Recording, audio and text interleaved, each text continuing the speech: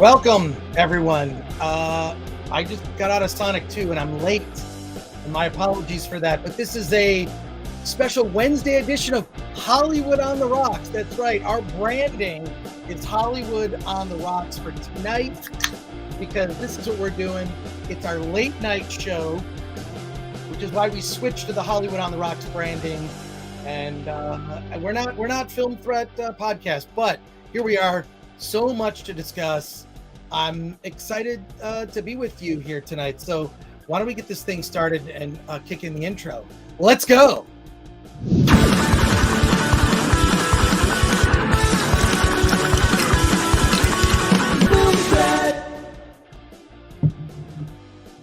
What's going on?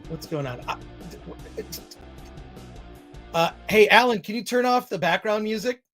Great. Thank you. I am Chris Gore from Film Threat. How you doing today? I am going to be joined very shortly by Alan Ng, and I am going to, first of all, I got to tell Alan, like, we're supposed to be on the Hollywood on the Rocks branding, not the Film Threat livecast branding, which I know is weird, but I always set it up for that, which is why all my stuff is here. And we got a little confused at the beginning, but now we're set. I am here. I'm excited to talk to you. I'm excited to see who is in the chat. And I just got back from the screening. There is a reason that I'm late. And I will tell you that momentarily. Let's see who's in the chat here. Star Wars Terrier, Sonic 2, meh. Let's talk about Star Trek The Motion Picture, Director's Edition, 4K instead. I'm with you, and I would love to talk to you about it, but I haven't seen it. I do have the Star Trek The Motion Picture Director's Edition on, well, standard definition DVD. But who doesn't have that? So what can you say? Solomon Thornton says, I'm Batman.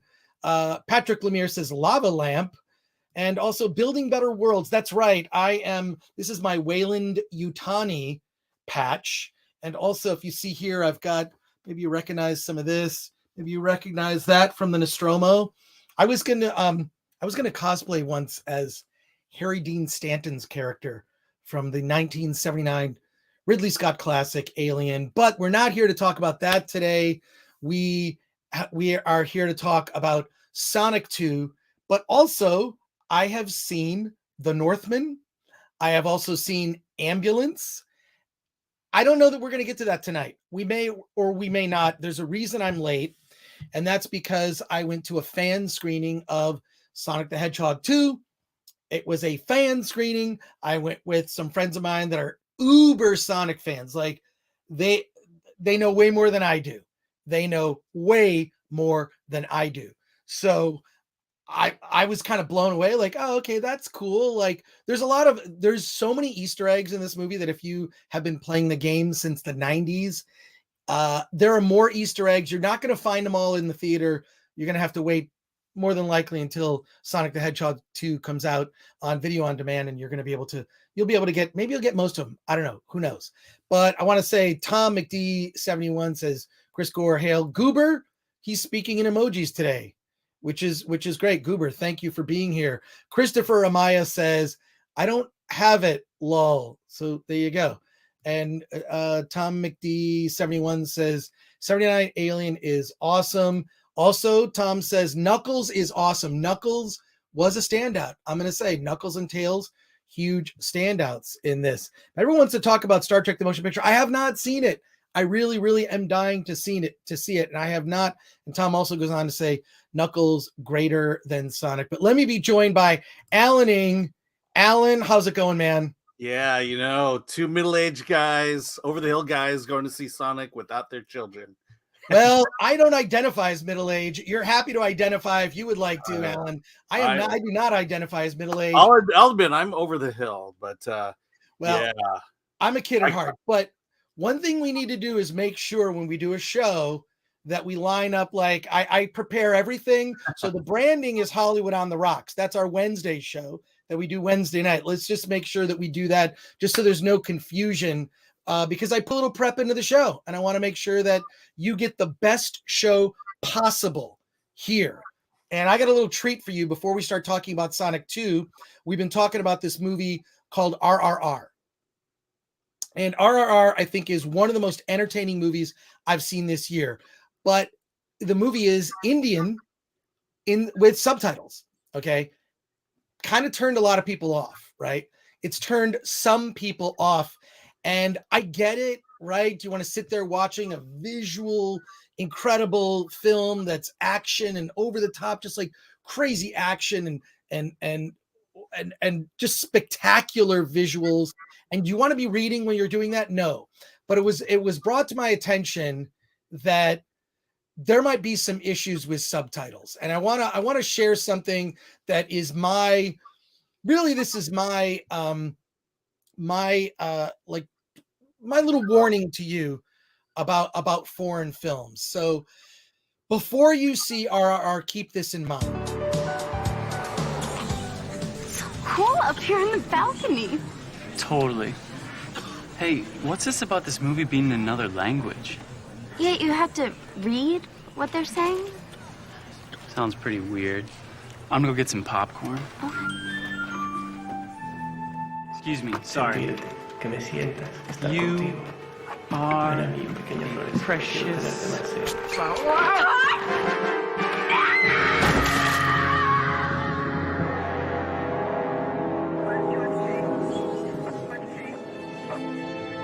Subtitles. They're not just un-American, they kill.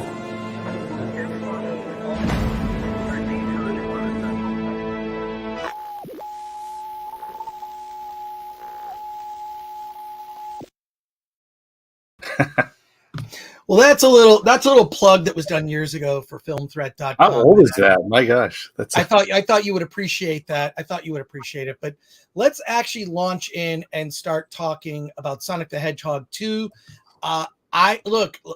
Just my background, full disclosure. Big gamer in the 90s. I had both a Super NES. I had a Sega, the original Sega Genesis, and loved it.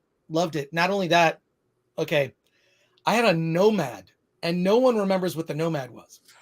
The Nomad was a handheld Sega Genesis, effectively, that used Sega Genesis cartridges. It was short-lived, but it was kind of like the Game Gear, but this actually used the Sega Genesis cartridges. One of the great games that you could play on that, of course, was Sonic.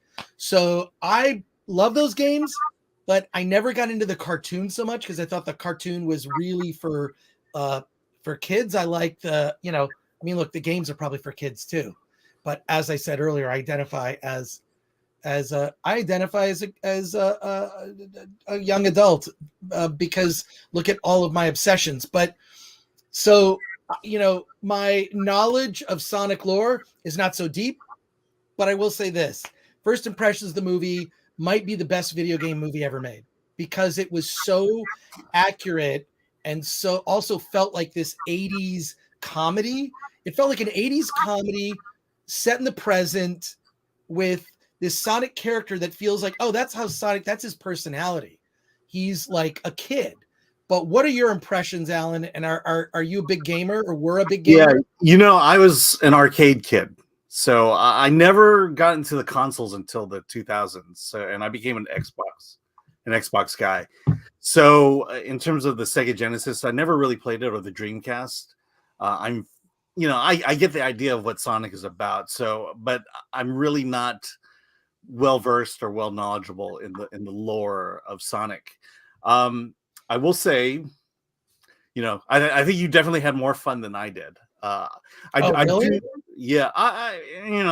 To me, it's a kid's film, and it's a 2-hour long kid's film, and it felt very, very long. And thankfully, I went to a fan screening as well, and thankfully, they put no trailers in front of the movie.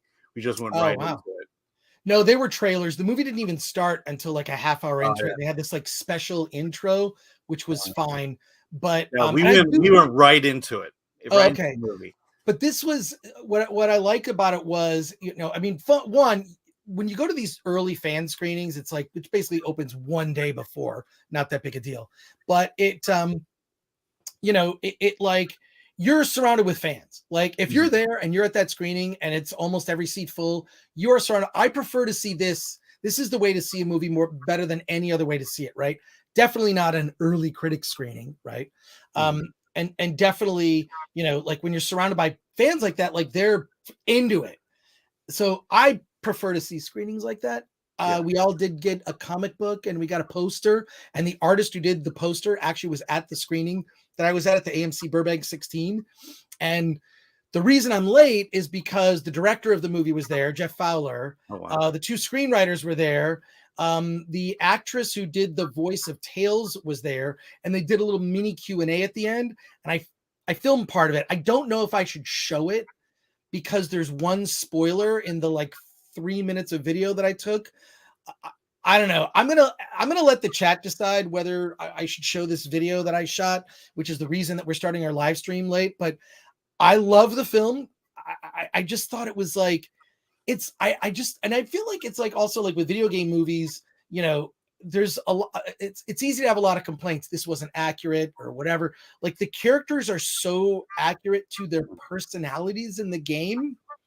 You know, Tails is like the little brother, right? Always trying to help and resourceful, and has, you know, different abilities than Sonic. You know, Sonic has his fears, but is still this optimistic sort of kid that's, you know, mischievous and loves chili dogs. And Knuckles is, you know, Knuckles is like a proud warrior, but, you know, has a good heart. Let's say that. And Idris Elba's voice, I thought, was fantastic. It was perfect. It was perfect. I loved it. It was perfect. And you know, I don't know. There was just like, it seemed like everybody was having fun in this movie. Normally with a film like this, you're like, okay, let's get back to the characters I care about. Sonic, right? And actually the human stories, James Marsden and whatnot, were fun. The side characters were fun, right? The sheriff, who was sort of a doofus, is fun. You know, Egghead or Dr. Robotnik's like sidekick was fun. He worked at the coffee shop. I thought that really worked. He was a worthwhile character. So every side character kind of had their attribute and actually added to the story. So yeah. Okay. I mean, we had a different, I think we had a little, like my crowd, it was a lot of kids in mine. I didn't get a sense that they were, you know, laughing, or, you know, there were parts where everyone was laughing. I will tell you, everyone at the end lost their shit. All these kids were just like amazed. No, you can't talk about that. You can't talk but, about but I will that. say, yeah, I mean, they were definitely fans. And you know, there's some really good things. I thought the CG was exceptional in this movie. Well, I do like that they changed it. You know what I mean? Like when the original, before the first Sonic movie came out, they did, you know, they had that like terrible teaser, and people were like on social media doing better CG than the CG that was done for the movie. But there you go. Now people are saying no spoilers, so let's actually keep this spoiler free. On Friday, we'll do, say, a spoiler review, and I will show that video on Friday. Okay. It's just a 3-minute video where the director talks, and you can hear the crowd, and it's already been announced that there is going to be a Sonic 3. There will be a Sonic 3. So, you know, there you go. Yeah, I mean, I think Jim Carrey was great. Oh, yeah, that's the other thing. Jim Carrey's so good. I mean, if you have a good hero, you have to have a really good villain. And Jim Carrey was awesome. Red Pill Topper says, Monday spoiler. They're saying, can you invite Sonic to that stream? I would love to invite Sonic to the stream. Yeah, I just, you know, let's show the, I mean, look, the movie opens tomorrow. Tomorrow's Thursday. Yeah. Movie will open tomorrow. You can see it tomorrow. And Friday will, and there's only one part of this Q&A video where there's a spoiler. So yeah, spoiler review on Monday, please. All right. Well, we don't do a live stream. We do live streams on Wednesdays and Fridays. Yeah. So maybe we just, I mean, it's weird that, you know, it's this movie that we're all concerned about, but I mean, I get it. It's not everyone's seen it Thursday night. Well, here's what I'll say. I will warn, you'll get a warning. I'll say, come back in 5 minutes, and you can come back in 5 minutes on our Friday live stream. It's going to be worth showing this video. It was a lot of fun. So there you go. And the film philosopher says, field trip to Burbank, kids. Yeah, no, it was just a fun vibe because you're seeing it around all, you know, everyone is a super fan. Everyone has played the video game, played versions of the video game. I'll say this, my favorite version of the game. I'm going to get shit for saying this. I'm gonna get a lot of pushback for saying this. My favorite version of Sonic was Sonic CD. And somehow, I can't say how, I got the Japanese version, which has different music, and Sonic CD, because I had a Sega CD, which is this. The Sega CD was such an ugly system. You had to like, sort of kerchunk put this. It was just like, it was whatever, and it wasn't. It was slow to load, whatever. And then I even had this. I had the Sega CD 32X. Don't even get into that. Like we don't want to get, but like it like the music on it was so good, because that was the one thing that the Super NES always had over the Sega Genesis. Was the Sega Genesis had sort of this poppy kind of like the treble was turned up too high, so it was kind of poppy and just didn't the music was not all there. The Super NES had a much better sound chip and it sounded great. Sega Genesis did not. When the Sega CD came out, that changed everything, right? Except then you got horrible load times. So there you go. And Brad DL says, I loved my Sega CD. Is that, and there you go. Jeffrey Brooks says Sonic CD is technically the sequel to Sonic 1. If I remember correctly, which I probably am not remembering correctly, it was sort of but it was released in Japan and then released in the US later. And then somehow I got a Japanese version that I played early. I'll tell that story on Friday when we show the video, which we'll do that because it's just going to be fun and another way for us to celebrate. Haha. Happy Sanjo for $5. Thank you. Happy Sanjo. Jim Carrey's last movie? ? And I'm a huge fan, Chris. Absolute legend. Well, I will say, Jim Carrey is a legend. But thank you for saying that, Happy Sanjo, and thank you for your $5. We appreciate your support. And you can support us by, giving a super chat. You can support us by buying a Film Threat mug, which you can get at shop.filmthreat.com. I don't think it's Jim Carrey's last movie. He looked like he was having a blast. I'm sad that he is doing press for Sonic the Hedgehog 2 in the midst of Hollywood imploding after the Oscars.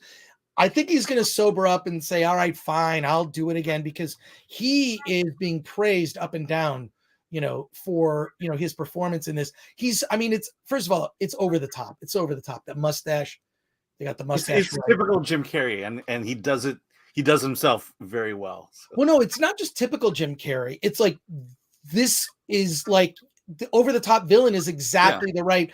It didn't quite work for the Riddler, in Batman Forever. That was just a little cringe. Like, okay, Jim, can we turn it down a bit? But for this, it's perfect. Yeah, I think it works. Like The Mask, and it's like Ace Ventura. It's that. It is that over the top. He is, But that's what makes it great. That's what makes it great. Absolutely. Yeah.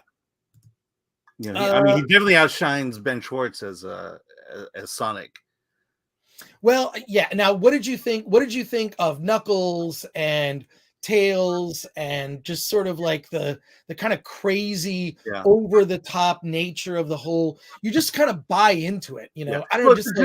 It's a good trio, because you have the wisecracking Sonic, and then kind of the younger brother in Tails, and then the antagonist of Knuckles.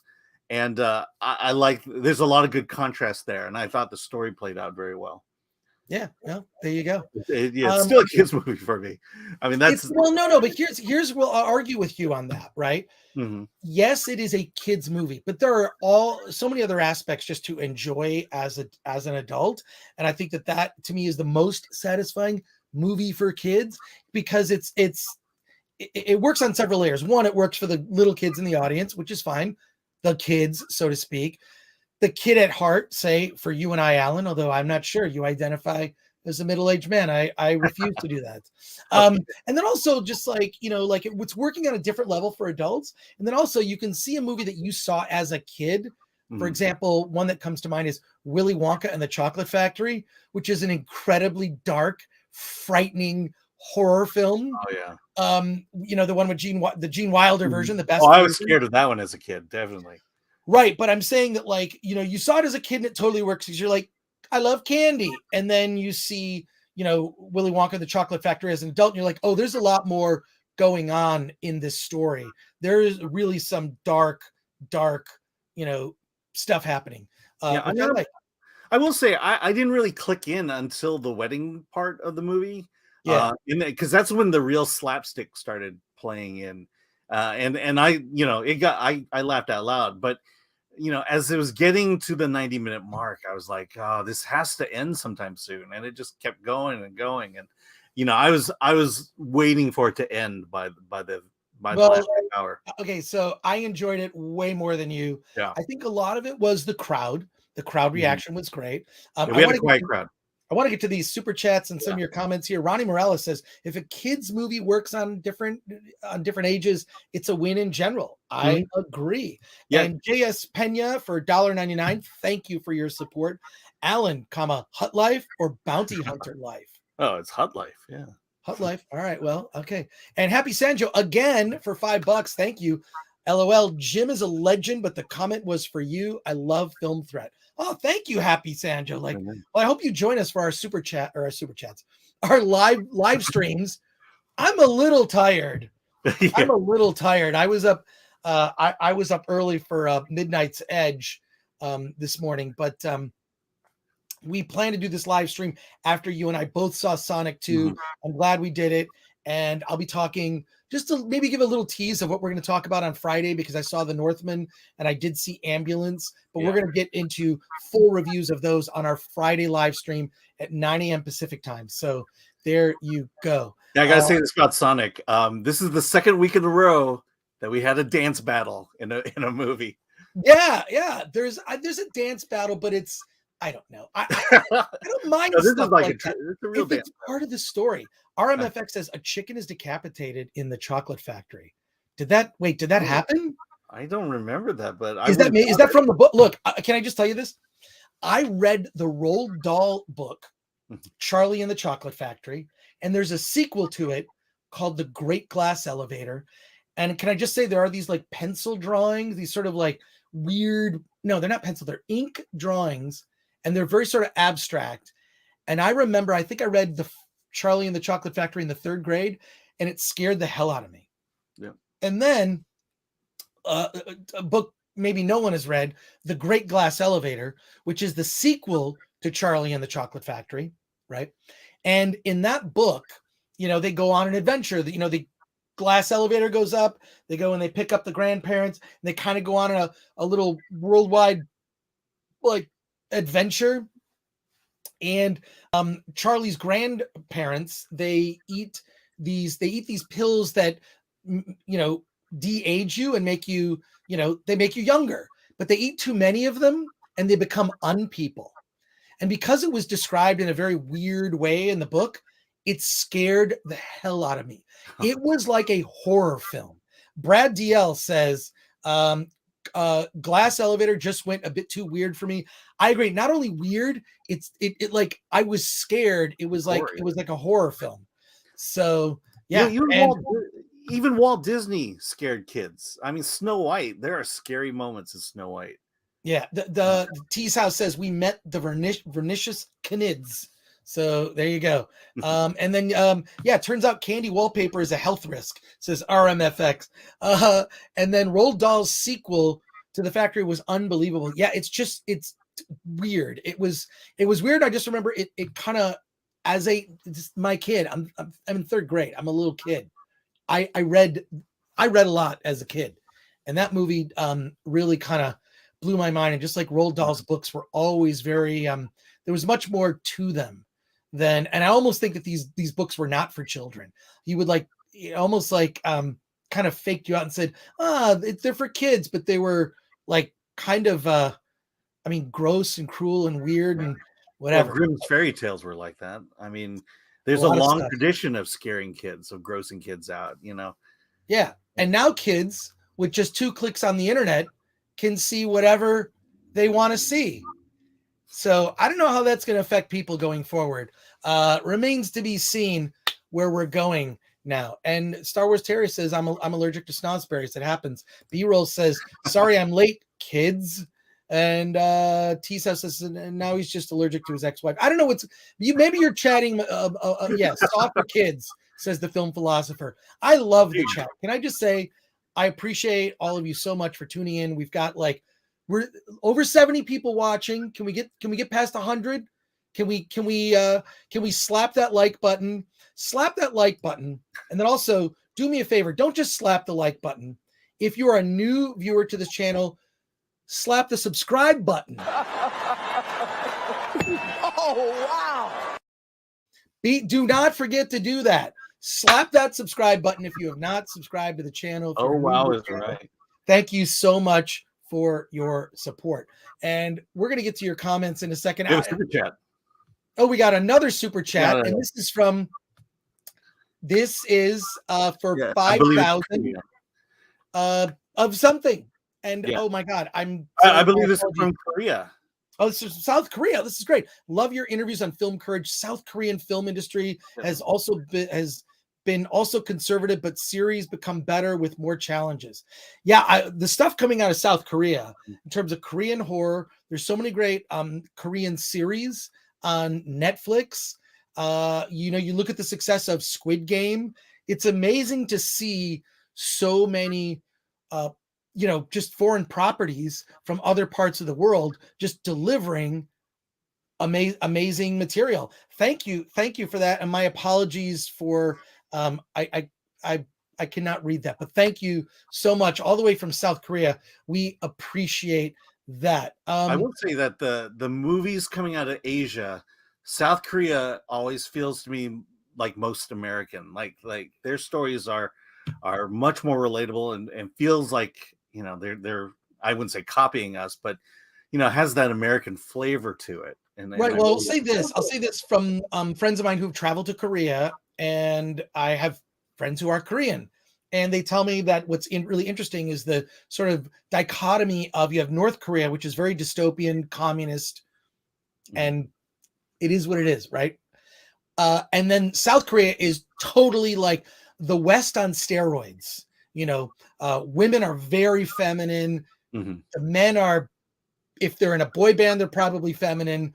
I feel like a lot of the Korean horror comes from living under the shadow of, North Korea. And by under the shadow, the just sort of threat of that, well, something horrible could happen. Right. And I feel like that mindset actually is sort of worked out in, a lot of horror films, which is why I think Korean horror is among the best horror just being made today. Thank you for your super chat. Thank you for that. Let's see. I'm trying to find the comments here are going fast and furious. We will get back to the comments here, but I feel like Sonic the Hedgehog 2, without getting into spoiler review, I'll just say, keep your eyes open, because there are a ton of Easter eggs, a ton. If you're a player of the game, I mean, there's just and I was just like, oh, I know that reference. And then there were people would scream and I go oh, I didn't get that reference. I had to talk to my friends after, just well, what was that a reference to? And I was like, oh, okay, I get it. That's great. Awesome. But I think kids, I will say kids will love this movie. If your kids are young enough where they watch things over and over and over again, this is going to be one of those movies. Yeah, it's not, but see, here's the thing. Like a lot of these films you go to and it's only for kids, right? It only works on a kid level. Yeah. This works way beyond that. And that's what, to me, that's the ultimate. I think the earlier Pixar films, I'm not sure where Pixar's going now. I'm actually not sure where Pixar's going now, to be quite frank. I don't know. But I will just say this. Luffy is God, very passionate. Luffy is God says Sonic is the greatest game character ever made. Fight me on it. I hope the magical creature at least sing the hi hippo hi dong. I don't know what. Maybe you're typing this on your phone. There you go. Jeffrey Brooks says the first Sonic movie has heart. Yeah, it's more of a road movie. This isn't so much a road movie as an adventure, and also you're bringing in these other characters like Tails and Knuckles, and it ends up being partially like a buddy movie. And look, Ayakashi Ronin says Chris is definitely a synth. So there you go. I'm wearing the Wayland Yutani. I got, you know, I've got my Nostromo patch on here. I just need like a cap, you know, and then I just need to have like a stogie right here, and like Harry Dean Stanton just say, right. No matter what Alan says, I'll just say, right. I know. Clearly you loved it more than I did, and well, but that's fine. A lot of it was enhanced by the audience, right? Mm-hmm. Look, if I saw it, you know, on my TV at home, probably would have loved it as much. So yeah, it's B-roll has a great comment here. It says it's sort of a Gen Z Easy Rider. Oh, that is really, I love that. Yeah, there you go. Judican says, hail Chris Gore. Hail chat. Judicon. Thank you for that comment there. And cheers to the stogie. I have one lit right now. T's house. I know what you're doing. I know what you're doing right now. There you go. But I think sort of the bottom line, because we can't get into spoilers. Mm-hmm.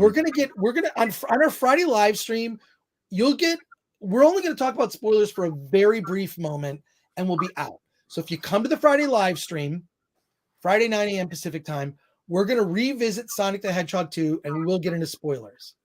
Okay, and I am going to play this video that I shot of the director just thanking the fans, whatever, and he has some fun things to say. And then there is at the very end, he mentions something about the movie we just saw. And then what's interesting is the conversation sort of turned into everyone suggesting things for the next movie. It was bizarre. I should have filmed it. Right? Kids were should have filmed it. What's that? Where the kids were suggesting, not the adults, right? Yes, mostly kids. And then one of our colleagues at Film Threat, Bobby Schwartz, who's going to be joining us. He's going to be joining us very shortly. He's on his way home to Riverside. He drove all the way out to Burbank to see it. And it's weird because this is now like the second or third time I've gone to Burbank where someone from the movie showed up. When I saw Jackass Forever, one of the guys from Jackass showed up, and I should have shown that video. Happy Sanjo also says, I saw Lost City with my girlfriend, and I didn't mind it. Wasn't a bad date movie, and it had some laughs. Yeah. Happy Sanjo, wait, I have a question for you. How many drinks did you have before you saw the movie? Be honest with me, Happy. Come on. Happy Sanjo, be honest with me. How many drinks did you have before you saw it? Because that will automatically increase your enjoyment of a film, and especially certain types of films. If you're going to see Jackass, whatever you imbibe in is probably going to make the movie even more fun to watch. So there you go. And Happy Sanjo, I called it 4 drinks. LOL. I knew it. You had 4 drinks. You're with your girlfriend. You're in a good mood. You're going to see something. You know what? You know what's great about that movie too? You're not going to discuss it after. It's just Lost City. It's a goofy, over the top romantic comedy. I don't think it delivers. Didn't really work for me. I didn't love it. I like that kind of movie, but I think women are the big appeal for that movie, and that's fine. That's absolutely. And HVP says, "Is that a Wonder Woman logo on Chris's jacket?" Let me just clear this all up. Dude. I was thinking about that. This is a Wayland Yutani, and if you know the reference to Wayland Yutani, then you can continue to watch the show, and if you don't, you're gonna get banned. Wayland Yutani. Don't Google it. I know you know it, HVP, if you're here. So there you go. And Sander Hammerslag says, hi, Chris. Well, hello. There you go. So there you go. And Ayakashi Ronin says, X was good even with 0 drinks. Completely agree. So there you go. So look, there is going to be, it's interesting. They've already announced Sonic 3 even before this movie it hasn't come out yet. And Sonic 3 already released. It really has to be a combination of, they see that the fans are into this. They've sort of come up with the magic formula for a video game movie, which is, stay faithful to the material. And this is not I mean, there was the Sonic the Hedgehog cartoon, which just felt like way too much for kids to me. Just felt a little too much for kids. So while I loved playing the video games, including on the Sega Nomad. God, one of my favorite games for the Sega Nomad I used to play all the time was a side-scrolling shooter. And see if anyone else remembers this in the chat. Steel Empire. Steel Empire was a side-scrolling shooter game for the Sega Genesis that was a steampunk. It was all steampunk. It was like futuristic steampunk. You just like blowing stuff up, and there you go. So the jacket needs more wrinkles, sweat stains, and blood splatters. Yeah. If I go full Harry Dean Stanton, I actually have the patch. Like I'm thinking of being Harry Dean Stanton from I have all the like this. I have this jacket, and then so I'm working on it. Well, So, work it up for Comic-Con. Comic-Con's yeah. coming. And JS Pena says thoughts on the Monsterverse films. You're talking about the series that Universal tried to get going and never quite got going. Is that what you're talking about? You're talking about the Mummy with Tom Cruise? Can I tell you what I did? So, and Alan, just wait for a second because I want to make a point with this. Okay. Tell me, first of all, Alan, while I go, I got to grab something to make my point. Like, you saw any of the Monsterverse films? It was like the Mummy was one, the sort of Van Helsing. Universal was trying to make, like, combine, like, get all the classic Universal monster movies, update them, and then bring them into one film, a la the Avengers. What were your thoughts on that? My initial thoughts was it is a bad idea. It is a money grab, and that's, to be able to sync all these stories together and tell kind of one, Avengers type story with all the monsters. You knew going in it was a disaster, and also the fact that in order for that to work, those original movies have to be good. And when the Mummy failed, you knew that this wasn't going to happen. And part of the reason it wouldn't work is, when you have all these monsters together, you can't spend a lot of time really developing that without making it a 4-hour movie. And even then, I don't trust the creative team at Universal to pull it off. All right. Well, so real quick, I got out of a screening of The Mummy starring Tom Cruise, which I thought was awful. I went into the bathroom and I did some very quick cosplay, and I grabbed myself some toilet paper, and this was my Mummy cosplay. I just sort of took some toilet paper and I wrapped it around my hand, and this is basically this was Tom Cruise as the Mummy. Now, JS Pena says, no, fool, that's the dark universe. Oh, really? I thought it was the monster. Talking about Godzilla and Kong. Oh, I like that. Yeah, I like that. I like Godzilla and Kong. Yeah, I like Kong versus Godzilla or whatever it is, whatever order they put it in.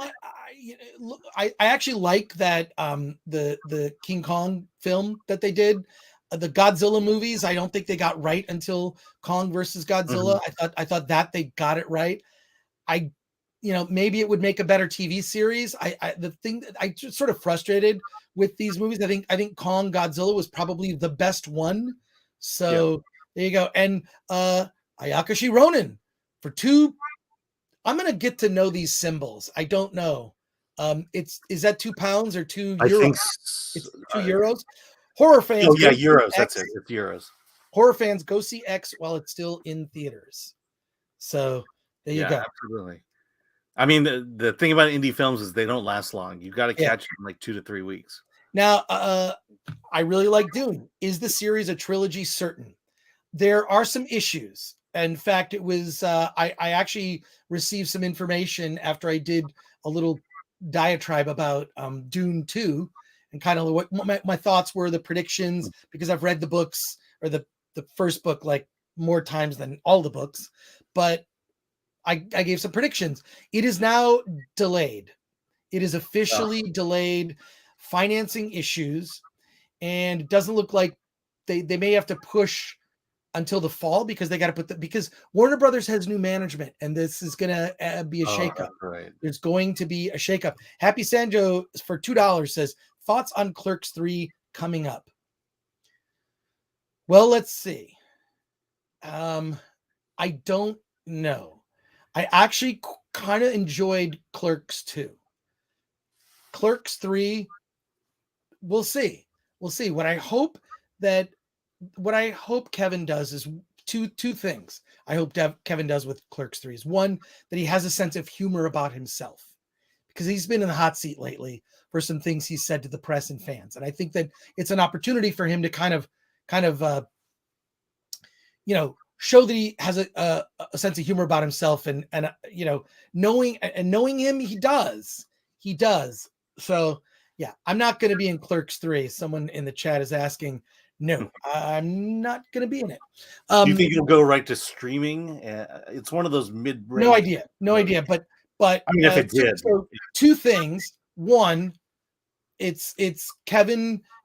He's got to show that he has a sense of humor about himself. And secondly, I hope that he comments on the culture in a way that will be funny. And that's sort of a roundabout way of saying, I hope this film isn't overly woke.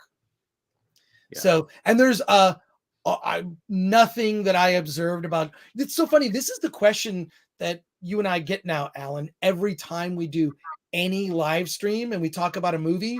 There's one question that more than a few people will ask. And that question is it woke? Is it woke? So Sonic the Hedgehog 2 is not. Not woke, yes. It's not woke. It's fun. It's it works as, both, a film for for families because kids will love it and adults won't be bored. That's the thing. You will not be bored seeing this movie. Yeah, and it's got a good message behind it. Definitely a message for kids. Everyone's accusing me of being a synth just because I'm wearing a Wayland Yutani jacket. I mean, come on, folks. Come on. You don't get this. You don't get the Nostromo pin patch here. So, yeah, exactly. Oh, no. Is it woke? That's everything now. That's everything is like, and it's funny that comes up so often. We should just do a Twitter account where we just tell you if a movie is woke or not. That's all that Twitter account does. And how relieved we are when a movie isn't woke. I mean, I think we like No Time to Die a lot better because it wasn't woke. Yeah, exactly. But it's excuse me. But no, it is the question that kind of permeates on that. So excuse me, I do want to talk about. That's the question that'll come up when Lightyear hits the theaters. Oh well, Lightyear. They've already said there's going to be a lesbian kiss, right? Yeah. We're all waiting for that. I know. We're all waiting for that. That's great. We need that. Yeah. No, what can you say? So a real quick aside. Let's just do a little quick aside here. It's the biggest night in indie film. It is our show Award This. And Award This it's an indie film awards event that is put on by Film Threat. It's May 21st, coming up at the Frida Cinema in Santa Ana, California. Tickets are going to be on sale before the end of this month. It's the only award show you can buy a ticket to. You get a goodie bag. There's drinks. You're going to be rubbing shoulders with indie filmmakers and actors and comedians. It's a lot of fun. We have a limited number of seats available to the public. So go to awardthis.com or just, follow on social media. We're Award This on everything and check it out. I just have to get that plug in every show. And also want to say real quick that support us and buy something. Go to shop.filmthreat.com. You can pick up a nifty Film Threat mug or a Film Threat t-shirt. It helps support us, or, if you're so inclined, a super chat, because, we'll get into the super chats here. Let's see what people are saying before my friend Bobby Schwartz joins. He was over the moon, ecstatic about it. He was the one that was laughing at things that I didn't get because I did not get every Easter egg. I'm not gonna lie. So I didn't get any Easter eggs. That shows you how in tune with Sonic I am. But here we go. Bobby Schwartz, who works for Film Threat. He is the guy that helped us transform our YouTube channel. In fact, we're going to be launching a new show in a couple weeks, and it's basically me talking about super inside baseball nerdy stuff, and it's called The Gory Details. Bobby is, as we speak, working on the graphics package for The Gory Details, a whole new live stream show we're going to be doing. I think we'll be doing the Gory Details on Mondays, Hollywood on the Rocks on Wednesdays, and then our normal Film Threat live cast on Fridays. But Bobby Schwartz is joining us here. Bobby, you are Hey, Bobby Schwartz, welcome. Hey, how's it going? Hey, how's it going, man? I'm literally editing the Gory Details graphics package right now in the background. I promise it'll be done soon. I keep forgetting to ask you about it, which is just like, we're busy doing other stuff. We're busy watching Sonic. Yes. Now, Bobby is first of all, Bobby is Sonic. Like if you know Sonic's personality, that's Bobby. Like 100%. And Bobby was laughing at so many things that were like, exactly. Sonic CD, that's the right hat. I have a hat from your favorite game, Chris. I was listening to the beginning of the stream on the way home from the screening. I don't think that's a hot take. I think Sonic CD is pretty well. Oh, that's not okay. Good. Well loved, but yes, I agree. The soundtrack was phenomenal. But look, among the three of us here, I have to give it up to Bobby. Bobby knows way more about Sonic than either of us. Has watched the cartoon show, recently just like purchased volume 1 of the IDW collection. It's the comics, like Bobby knows like way deep into the Sonic lore. So we had to bring on a Sonic expert here. Bobby, I want to hear your take. I want to buy you new internet because you're all choppy. Why are you so choppy? I'm sure it's because my roommate is doing some important stuff also on this bandwidth. But I also want to apologize for the mess in the background. We're just kind of coming down from WonderCon, so we can see the mess in the background. What's God. in the background? Oh wow! Hey, do the dishes, dude.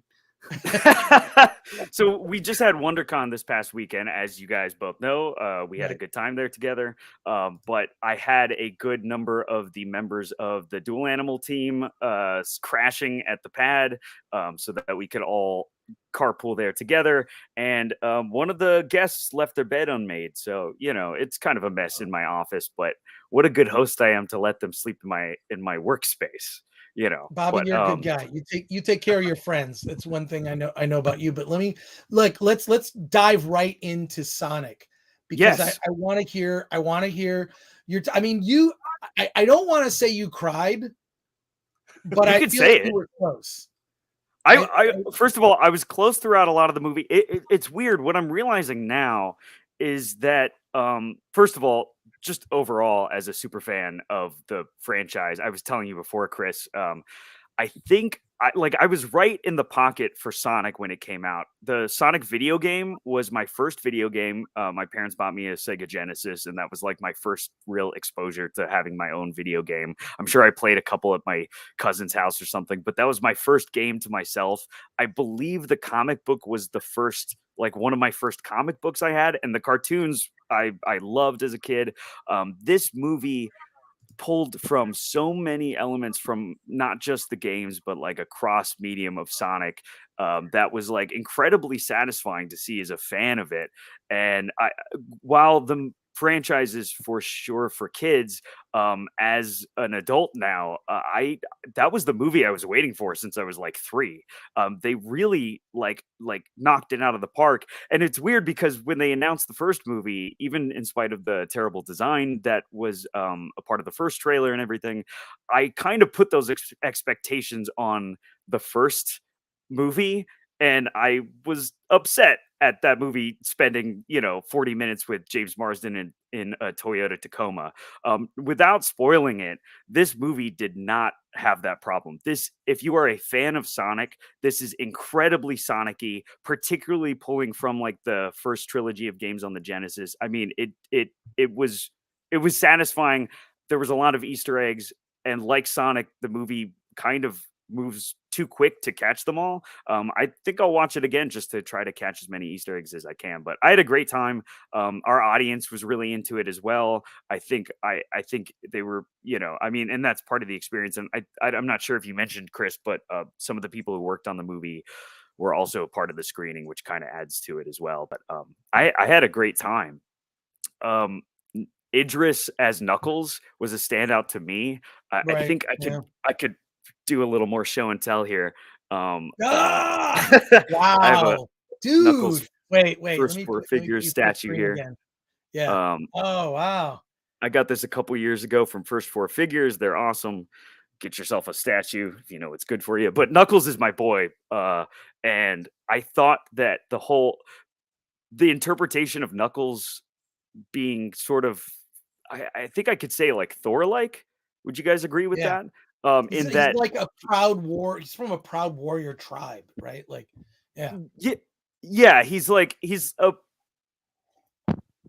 oh. I can hear you. Am I the only one not hearing Alan? Don't worry. Yeah, Alan's muted. Oh, okay. Alan, Okay, you're great. muted. Okay. Sorry. Yeah, no, he came across to me like as a street brawler. You know. Yeah, totally. I like his sort of. I mean, obviously, he has the knowledge and understanding of Sonic's world far more than Sonic did, because he kind of got kicked out of that landscape when he was a kid, as we saw in the first movie. And so I think the decision to make Knuckles kind of like thick, if that makes sense, like kind of dim, but like super proud. Yeah, like you said, Chris, he's from a proud warrior race, which is straight out of the games. Without spoiling, you get a lot of exploration of scenes that we don't get to see in the games, that they only refer to having happened in the games. And that was satisfying too, because it kind of not just adapted parts of the lore, but like added to it, which is just so cool. And I think an example of an adaptation doing the right thing. While I'm also doing show and tell, I had Tyson Hess, who was the character designer that they brought in to fix Sonic's design after that abysmal first trailer. He was also the lead storyboard supervisor, I believe. I had him sign my copy of Sonic 2 on the Genesis.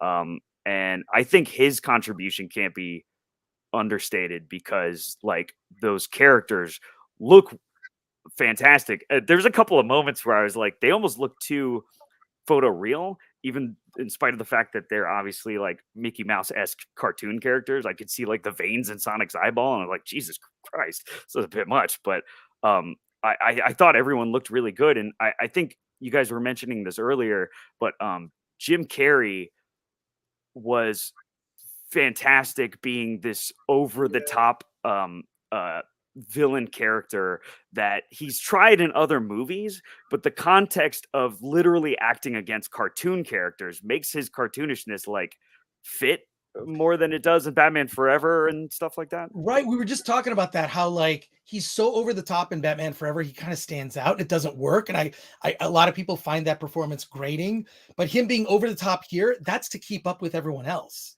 Right. It actually works. They may as well have animated Jim Carrey. And maybe who knows, maybe what they'll do is they'll redesign his character and he'll be more of a digital animated version of him. But Jim Carrey's kind of animated as a human being anyways.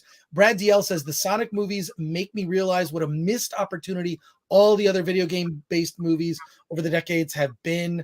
There you go. And then Ryan Brad Landis DL is right on the money. I know. Halo is all over the chat right now too. Yeah, they're saying Sonic movie, Halo show, Uncharted movie. Who did it best? Sonic. Yeah. I think Sonic. There's no question. Sure. Yeah. I mean, I haven't seen the Halo show yet. I haven't seen the Halo show. I saw yet, the first 2 episodes. I finally saw Halo, and it's like, where the hell are they going? I mean, it's like this is not the video game. It's an interesting story, but it's not.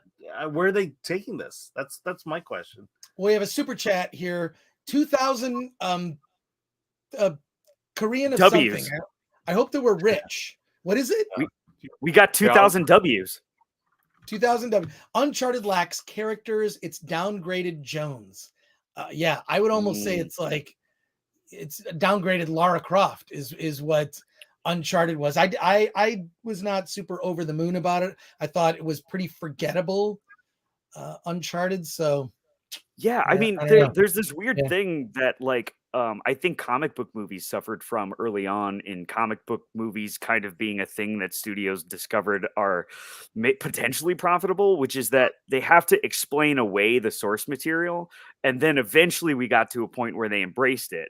I think hopefully Sonic 2 just like going full force into the game lore will make future video game movies not have to like go like, oh well, we'll turn Pikachu into Ryan Reynolds. Like maybe he could just be Pikachu, you know? Like I don't know, but it worked though. I think that Detective was Pikachu- fun. Yeah, I'll take a step back, Alan. You're right. Ryan Reynolds' Pikachu was kind of perfect. I mean, but quite frankly, only Ryan Reynolds could have pulled that off. yeah, that's true. I guess, but I will say that like just in terms of accuracy to the characters, because I think the one thing that like not every Marvel movie has done this. Let's say the earlier Marvel movies did this. When like it's like fine, you can redesign a costume a little bit, you can make some changes to bring something into the real world. I think they did a lot of that with Captain America. But if the soul of the character is like the character, I think that people are willing to accept some differences, right? Like Captain America's costume in the first Avenger, right? They sort of had different versions of it, right? There was one that was more practical and military. Then there was one that was like a show tunes outfit, right? Like on Broadway, you know, when he was selling bonds, you know. So I like that, but Chris Evans' performance as, you know, Steve Rogers, Captain America, was dead on. Like it's like that's the heart of that character that, you know, I got from the comics and the animated shows as a kid. It just felt like Captain America. And I feel like the thing that's missing in a lot of these movies based on franchises, let's talk video game movies in particular, was Sonic the Hedgehog 2 just hit all those characters, right? Tails is like Tails right out of the game. Same thing with Sonic. Like, I guess if Sonic stayed at my house, he'd probably ruin it, and I wouldn't be that mad at him. But he'd clean it up really fast. Sonic. He would clean up fast. Yeah. Well, if Jim Carrey retires, Chris, then you could be Sonic's new, you know, arch nemesis because he made your place dirty. Well, we'll see. But yeah, I would hate that. But yeah, but you're right. Like Star Wars Terrier asks you know, why buy an IP to change it? Just make your own crap. Well, I feel like that a lot of these creators want to put their own stamp on it. I think that's an issue. They want to update it to modern times. And the example that I would give for why that never works is Poochie. Poochie is a character from The Simpsons that was made to be cool. Like I'm Poochie, like on a skateboard. Anyways, look up Poochie. And that they were sort of mocking the trying to make something cool and hip and now. So there you go. You hit the nail on the head. You have to capture the spirit of the character. You can change if you can capture the spirit of the character, you can change a lot of things as long as it feels like that character. I mean, that's my problem with Man of Steel was that didn't feel like Superman to me. Again, kind of to try to like, you know, maybe you know, the idea is he wasn't fully Superman yet. He had just become Superman and hadn't really figured out how to be Superman. And it was, you know, well, I think the story of, you know, an alien living on Earth, that's not a Superman story. Not that I remember. Well, no, it's a Sonic the Hedgehog story. Right. Exactly. Ayakashi Ronin says costume changes are fine. Don't mess with the character. Just don't mess with the characterizations. But I would say why would you change the costume of a beloved character if there's no real reason for that, right? You want to see Hawkeye in a purple uniform or Scarlet? I do. Yes. Dark purple. Why not? Yeah. Or even Scarlet Witch. I mean, you know, that's why they made fun of it in WandaVision. Well, 5,000 of something. You guys are by the way, South Korean won. That's the is that what it is? South Korean won? All right. Like Alan, you gotta like help me out when those kind of things come up. Yeah, and also we hit 100 viewers. You know, we hit it a while ago. Yeah, so can I just say, please help us slap that like button if you're new to the channel and you haven't subscribed. Oh wow! Slap that like bell notification so that you know. Oh, I love it. You know when we're going live with the live stream. Could we make a story of Jar Jar depressed and how she got into the rebels? How she get into the rebels? Jar Jar. I think we know Jar Jar is a man. Although who knows today? Yeah. You never know with things these days. I mean, does he The way have they're to be a changing man? Does And look, Ryan Landis says James Gunn did Don't Polka frogs Dot Man change their Justice. gender? So Ryan Landis says James Gunn did Polka Dot Man justice. Like the costume's fairly accurate. He made the powers like believable, and then there was sort of a sense of pathos. And the way that David Desmulchin like played Polka Dot Man, it was awesome.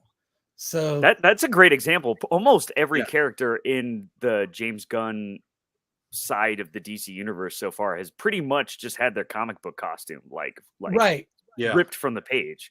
But I think it takes guys like James Gunn who are not embarrassed by the source material. And I think what you had at the like earlier comic book movies was maybe people who didn't grow up as fans of these things being forced to make these things, you know? I don't know. But yeah, no. It's By the way, that graphic, I just love it so much. The graphic that's behind our background.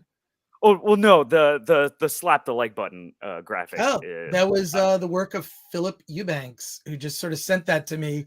He's like, "You should use this," and I'm like, "Yeah, we're gonna be more and more graphics like that and stuff are gonna be part of the show, and we have some mods that we're gonna be bringing on board soon as well. We're doing our late night show, which does I don't know, we could use some mods, and I want to say, first of all, thank you to everyone in the chat, everyone watching this. If you're watching this on the replay, thank you for your support of the channel. We're trying to grow something. We're trying to grow a group of people who not only care and want to talk about this stuff, but also like want to make their own stuff, right? So there you go. You know, this is part of our reason for doing this is like, hey, I want to bring we have a filmmaker, a guest filmmaker coming on Friday, and I forget who it is, but it's a guest filmmaker who has a movie coming out from IFC Midnight, I believe. So we'll get to that. But yeah, I got a lot to say about. I don't know if I should get into it. The Northman. Can I just say one thing about the Northman? No spoilers. I haven't seen it, but yes, go. Okay, this is not a spoiler, and this is not a review of the Northman. Okay, this is not a review of the Northman. And Alan, if you could upload a backdrop of the Northman right now in the background, that would be awesome. Okay. But here's what I'll say about it, and this is just a warning for people. So, it's one of my favorite movies I've seen this year. I'm going to tell you two things. One of my favorite movies I've seen this year so far. Right.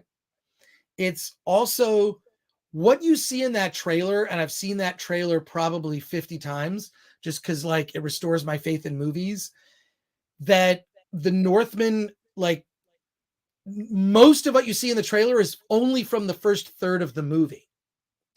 So when you get to like the last 2/3 of the movie, I'm like, I have no idea where this is going. Wow. I have no idea where this is going. And, you know, it just like I don't know, like I'm so cannot wait to like do like a spoiler review that I don't know. I'm just like super into like, I can't say anything. That's why this movie is like really hard to talk about. Don't worry, Alan, I took care of it. Can I ask you, Chris, where you would rate it in relation to Robert Eggers' other A24 films? It was Robert Eggers, correct? The most ambitious. It's the most accessible. And the second half of the movie becomes almost like a horror film. So it is not like, so you've seen the trailer of The Northman, and you're seeing kind of like, you know, you're seeing like, you know, this sort of a hero's journey that is, it's comparable to Conan, right? But the second half of the movie, the last two, it's a different movie. Once it reaches a certain place, you're like, oh, where's this going? It's also incredibly brutal and graphic, but like in the sense of like Game of Thrones, right? Like, you know, in Game of Thrones, there's like things happen unexpectedly, but in a way that is so gruesome. You're like, oh, it's not like just somebody gets stabbed. It's like, all right, somebody gets stabbed in a movie, but it's like, like the way they get, you know, just like, so there's stuff like that.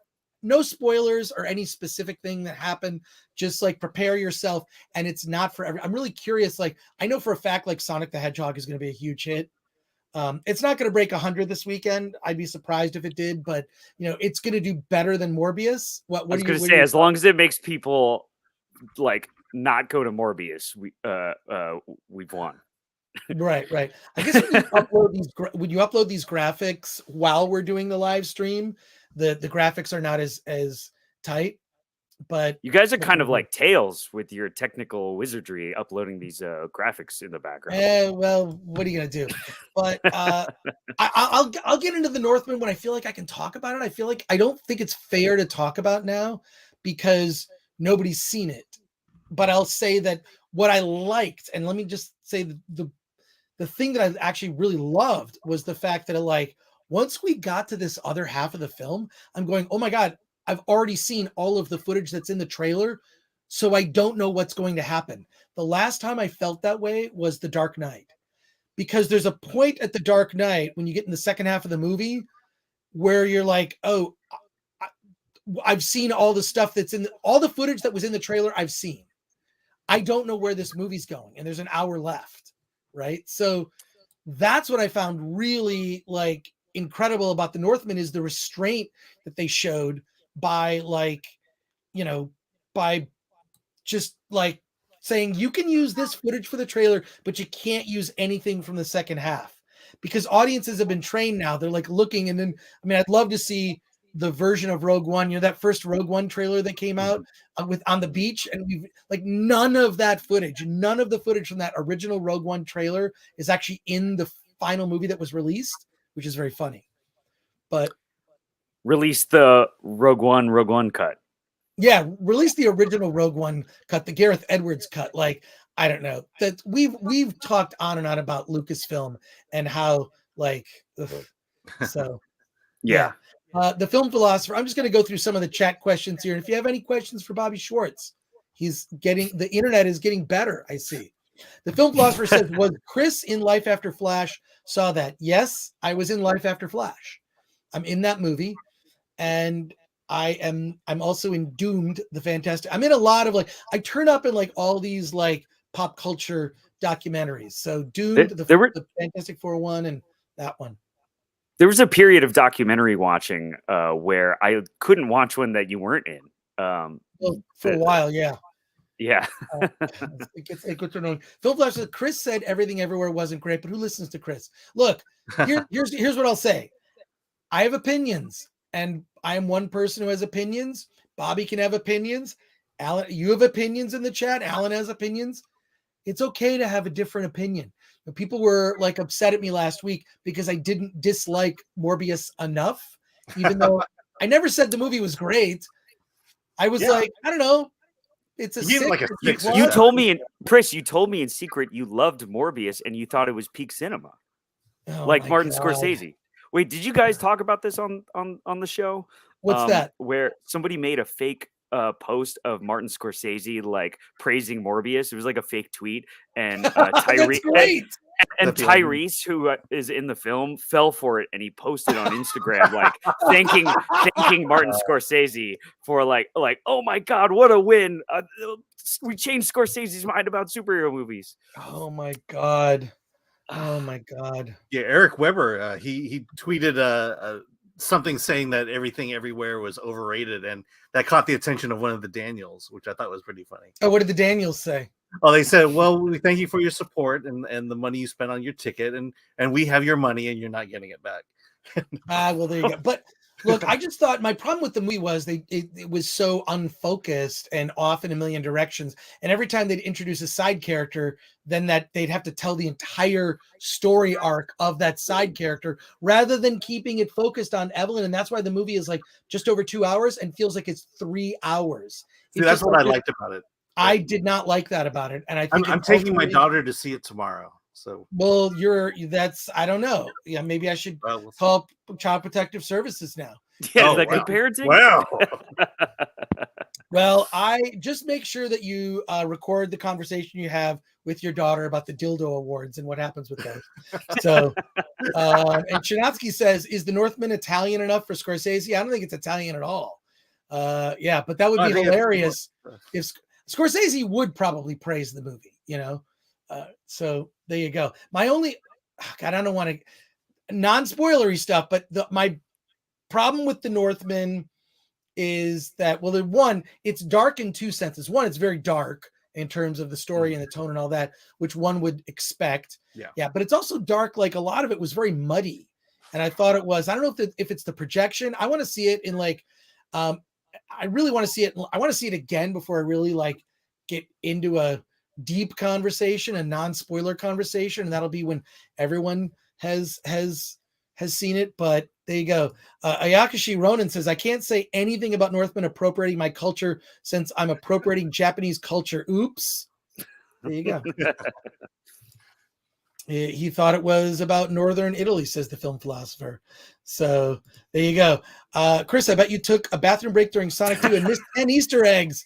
I went only one time. How does Jeffrey Brooks know about your bathroom break habits? Because it's come up on our live streams. It's come up. Can't We imagine talk about why. that almost as much as Star Wars. Star Wars and how I have one kidney and have to pee a lot. Yeah, but look, I have a reason. Here's the reason to be serious about bringing up Star Wars.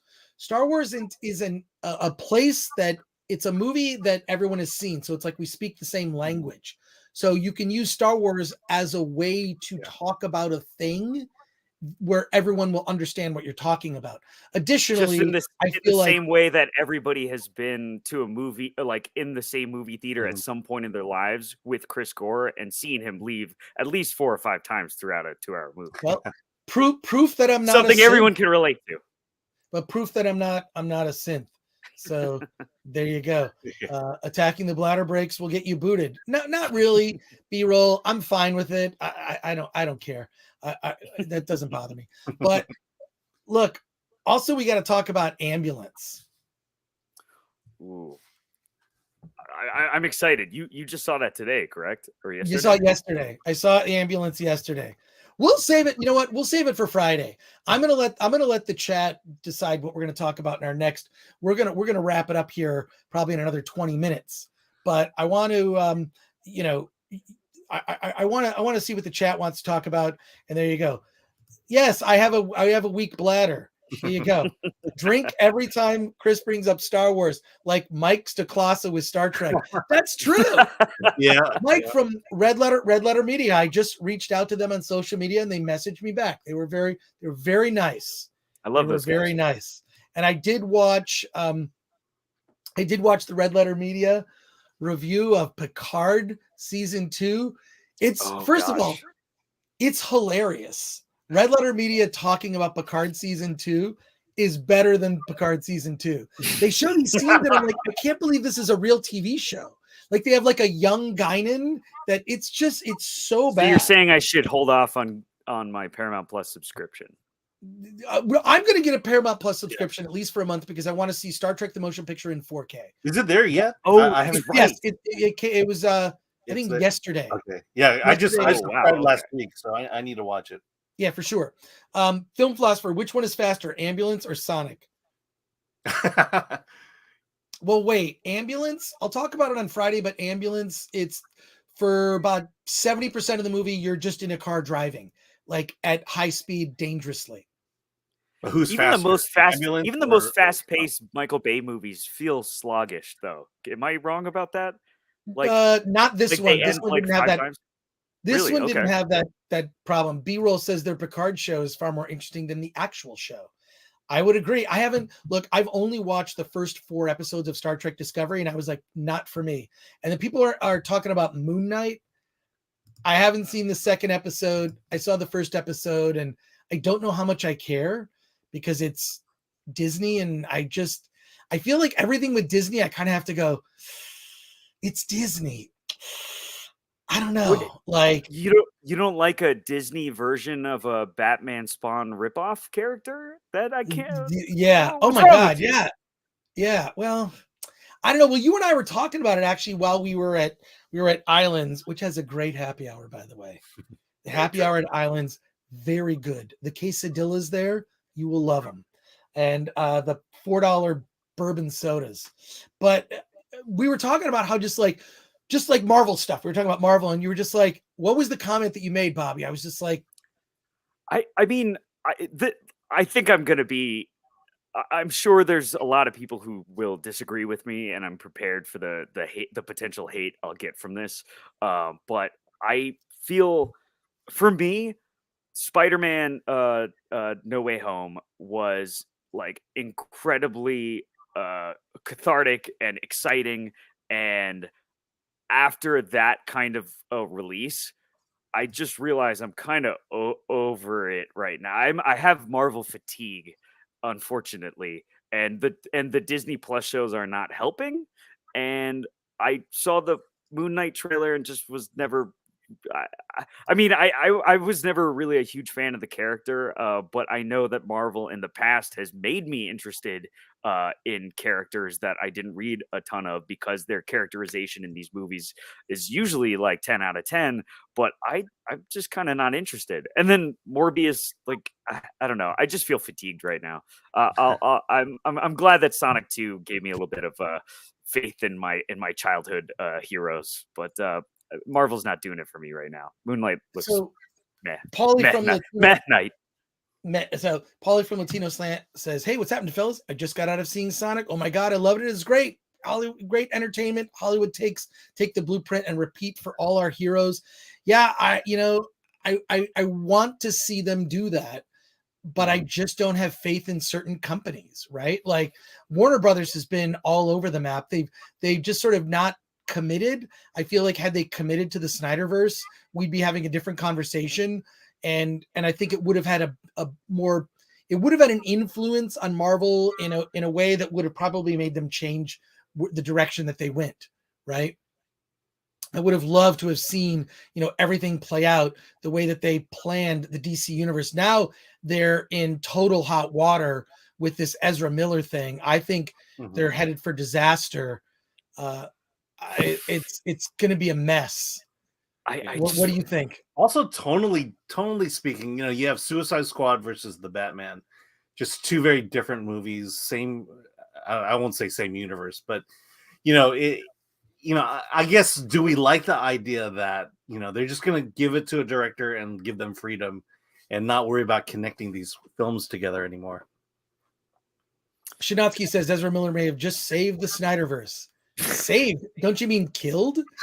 Is this the Bizarro world version of saved? Yeah, and Ezra Miller as the Flasher coming soon. Yeah, well, we'll see how Fantastic Beasts does, because he's in that one. Sander Hammerslag says, "Let's see how fast the Flash can end up in jail." I think, to your point though, Alan, about like the like stark difference between the Batman and Suicide Squad. Like, I mean, that's one of the things that obviously, like, both studios, both Warner Brothers and Marvel are like embracing right now with like the multiverse. But I think DC might have a leg off on the idea of like genre like dichotomy. Like there's a multiverse in the Marvel world, but like they're all kind of the same tone still, whereas the DC properties, I think, hopefully are moving in a direction where they don't owe any other movies or filmmakers anything, so they can kind of do their own thing. And as a result, the Batman not being tied to anything is probably the best Batman movie. I think that's a smart choice for Warner Brothers, especially when there's no central figure leading the DCEU at all. Yeah. Right. Ryan Landis says, "I can't wait for those future Disney alien movies." You mean Avatar? We'll see. Hey, and to that last question, on the note of video game movies, while they're not making any alien movies, I think it's the perfect time for a Metroid movie. Hold your applause. I think it's a great idea. There you go. Solomon Thornton says, well, first of all, I heard that they're renaming the Flash movie is going to be renamed Flash Intervention. So that's new. Okay. But the Flashpoint film is going to kill off Superman and Batman, unfortunately. I don't know why do I want to see this movie where they're basically going to kill characters. The Henry Cavill Man of Steel never really took flight, so to speak, in the sense that he wasn't able to become truly Superman until the Snyder Justice League, where you're like, oh my God, like this is like, keep going with this, please. I mean, are we ever going to get Mr. Mixoplex? Oh gosh. I hope so. I mean, James Gunn, is it? He's like an orange leprechaun. In Suicide Squad, James Gunn has somebody name drop Batmite, so anything is possible. That would be interesting, bringing Mr. Mixoplex into Suicide Squad. Well, are we even pronouncing it correctly?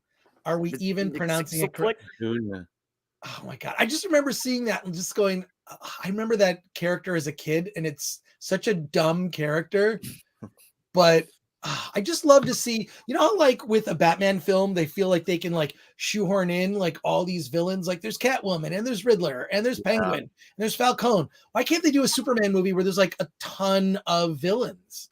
That would be awesome. Just Superman versus his rogues gallery would be great. Yeah. Mark O'Brien says Alan Moore's Mr. Mixoplex. That would be, I would love that. And Dane Fagerholm says Superman needs red shorts. Red booty shorts. Booty shorts, We'll see. And Paulie at Latino Slant says, Chris, speaking of aliens, I had on my show today the novelist of the new Aliens Vasquez novel, and she's hoping for a script movie soon. We got some inside information on that during the interview. Yes, just a plug go to the Latino Slant. That's Paulie's channel on YouTube. Go check it out. They do all these, they get a lot of great interviews that are amazing there. So check that out. But I kind of feel like the Film Philosopher Superman West Hollywood edition that's coming up. That's the one that'll have those booty shorts. It's so funny now. Like this is what we're asking for. Well, you just have to laugh now because it's so stupid. It's like, like, what's your idea? All right, you ready for this? It's Superman, but he's bi. Oh, no. Okay, wait. Superman, but he's gay. Like, how creatively bankrupt? No. But how creatively bankrupt do you have to be to just like, that's the only idea that seems to be like, it's so it's lazy. It's stupid, and you're an idiot if you support that shit, in my opinion, because I think that create a new character that has whatever those attributes that you seem to care about that you think are so important. And if that character is popular, awesome, great, make that happen. But I don't think that just taking a traditional character and just flipping some aspect of that character, whether it's gender, sexuality, race, whatever, that is the laziest fucking shit. And I think it's a trend that I hope dies. It's just because I cannot think of a case in which any of that has ever succeeded, ever. So there you go. Well, Dumbledore. Some might say Dumbledore was that way. But that was after it was over. Nobody cared. Yeah, because it was never a plot point. It was Dumbledore being in love. Why does that even matter? I want to go back to a day like when I was in school where I didn't know shit about my teachers. I didn't know anything. And if I ever saw them in public, like I was at the grocery store and there was my teacher, it was weird. It was weird to see them because I knew nothing about them. Let's make teachers mysterious again. All right. Yeah, I'm pretty sure my history teacher was a communist, but who cares? Also, I don't care. That's fine. Miljo001 for $1.99. Thank you for that. The best Batman movie is Bat Babe, reviewed by Chris. First of all, Bat Babe is a real movie. I'm gonna probably find it. I think it's one of those like October Coast films. Was it in the magazine or was it in the? I mean, there is Axel Braun's Batman. Here it is. I'm looking at Bat Babe: The Dark Knighty. Oh my God! This is a real thing. Is that a softcore porn movie? No, it's. I mean, I don't think it's not porn. It's Alan, definitely it's not art, porn, and that's all that matters. Sorry. Okay. But it's softcore art. Yes. Well, here, let's bring this up. Let's bring it up here. Okay. Yeah, there it is. There it is. Yeah. Can you see that? Bat Babe, The Dark Knighty. That's a great that exists. Thank you, Miljo001, for reminding me that actually was a thing that happened. So there you go. This is not a bad idea for Mark O'Brien here. Just want to say, the Snyderverse actors will be back in Kingdom Come when they're 50. Ooh, there you go. There you go. And Ryan Landis says, how about the Batwoman movie from Mexico? See, I love stuff like that. Like, if you've ever seen the Turkish Star Wars, see, that is awesome to me. Like, that's creative. Like, let's just remake Star Wars with Turkish actors and steal all the effect shots. Like, I love it. I love it. So that's great. We actually reviewed a Batman movie from Guam. That's, oh my God, that's right. Yeah.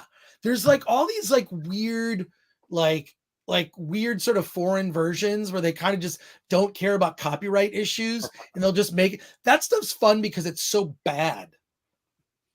Like, yeah, I'm going to save that for my new show that I'm going to do. There's a lot of stuff I'm going to talk about where I'm going to take like deep dives into like really weird movies nobody's ever heard of. This show, The Gory Details, that Bobby just found out because he didn't check his river chats. Don't worry, the graphics are almost done. No, it'll be fun. So there you go. About Spider-Man from Japan also, yes. But there's all these like, no, this is a whole, you can go down this rabbit hole right now. We'll do a larger thing on it at some point. But like what will happen is in Turkey, what they do is they take like the movie Star Wars, right? And they cut out all of the scenes with the actors and they stage new scenes with Turkish actors, kind of a completely different story, but they use the money shots, the special effects, the, all the music. So you're seeing like these effect shots, whatever, but instead of, Mark Hamill in the cockpit, it's a Turkish actor with like a motorcycle helmet, like bouncing, with some background and some lights. It's so bizarre. So there you go. Ayakashi Ronan says, Chris, can you hurry up Todd so we can get a Spawn movie? Maybe. Yeah, talk to Todd. Make that happen. Talk to Todd. And that's right. Turkish Spider-Man is crazy, says Patrick Lemire. That's awesome. And then there's actually Turkish Superman, but it's like not just one Superman, it's a bunch of different characters that dress as Superman. And in the Turkish Superman murders people. It's weird. Superman will just kill guys.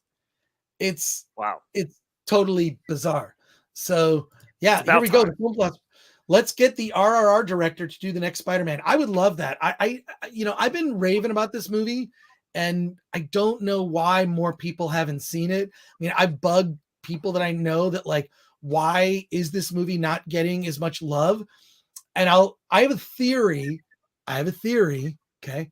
My theory is that the reason the mainstream entertainment media is not covering RRR is because one of the threads of the movie, it's very pro-gun. It's very pro-gun. And it's one of the sort of plot threads is one of the characters is trying to get weapons and give them to Indians to overthrow the British. And it's set in the 1920s. It'll remind you a lot of Indiana Jones. There's some Indiana Jones vibes to it. But I don't know why this movie. I mean, look, they have a Twitter account with 700,000 plus followers, and it's a huge hit. It's like the number 5 box office all time in India, and I want more people to see it. It's not a pirate movie, not at all. But yeah, I don't know. I really love it. It's my favorite movie this year. And nobody's seen it except for Alan and I. I'm on my way. To the theater. I actually, dude, it's at the AMC Fullerton near you. Yeah, I'll go. Fine, I'll go. I'll do it. I saw the trailer and I immediately realized that that's the kind of good time I haven't had yet in the theater this year, and so I'm gonna go see it for sure. Yeah. By the way, I'm halfway through Bahubali. So oh, nice. Yeah. Nice. So we'll be able to talk about that sometime. That's the movie that's actually a movie the same director. Yeah. And it's been recommended to us by a lot of people. And it's on Netflix, actually. It's on Netflix. Yeah. You can see it. And the worst thing is I'm watching the English dub, and the dubbing is horrible. Yeah, I can't stand. It's You gotta hear the actors speak in their own language and get the. It's just the better acting. and the subtitles capture the actual dialogue properly. The dubs don't. They're just trying to do mouth matching at that point. Well, there you Yeah, go. you can't beat the delivery of the original, translation. Because that's how it's supposed to be. Like the animes, my daughter's been making me watch. I much prefer the subtitles than Right. Yeah, she's making you watch them. Yeah. Anton Roy says, please watch KGF Chapter 2. It's releasing on April 14th. Can you review it? It's an Indian Kannada film. Releasing, when you say releasing like video on demand, I'm going to look up. I'm going to look up theaters. Just Watch. The Just Watch app is awesome. Yeah. So the thing is, they know they can make money by putting it on theaters first. Well, true, but like I'm gonna see, like I put RRR in here and it's on my watch list. So I'm gonna put KGF Chapter 1. Well, Chapter 1 is on Prime. Oh, so okay. There you go. I'm adding it to the watch list. So Chapter 2, I assume will be Chapter 2. It says it's not streaming yet. Oh man, this looks good. Maybe I'll come. I think I saw it on the AMC app, and that it's coming to theaters. Oh, okay. All right. If it's coming to theaters, I'm going. Yeah. Subtitled is always better, says the film philosopher. Absolutely. Agree. Yeah. Subs over dubs all day. Great to meet you at WonderCon, by the way. And Ryan Landis says, I remember seeing the Road Warrior dubbed with American actors. It was years before I saw the real one. Yeah. Oh my God, that is hilarious. Yeah. Oh, wow. That's right. I forgot they made. That's so silly. So they replaced the Australian accents with American accents. Yeah, it's so bizarre.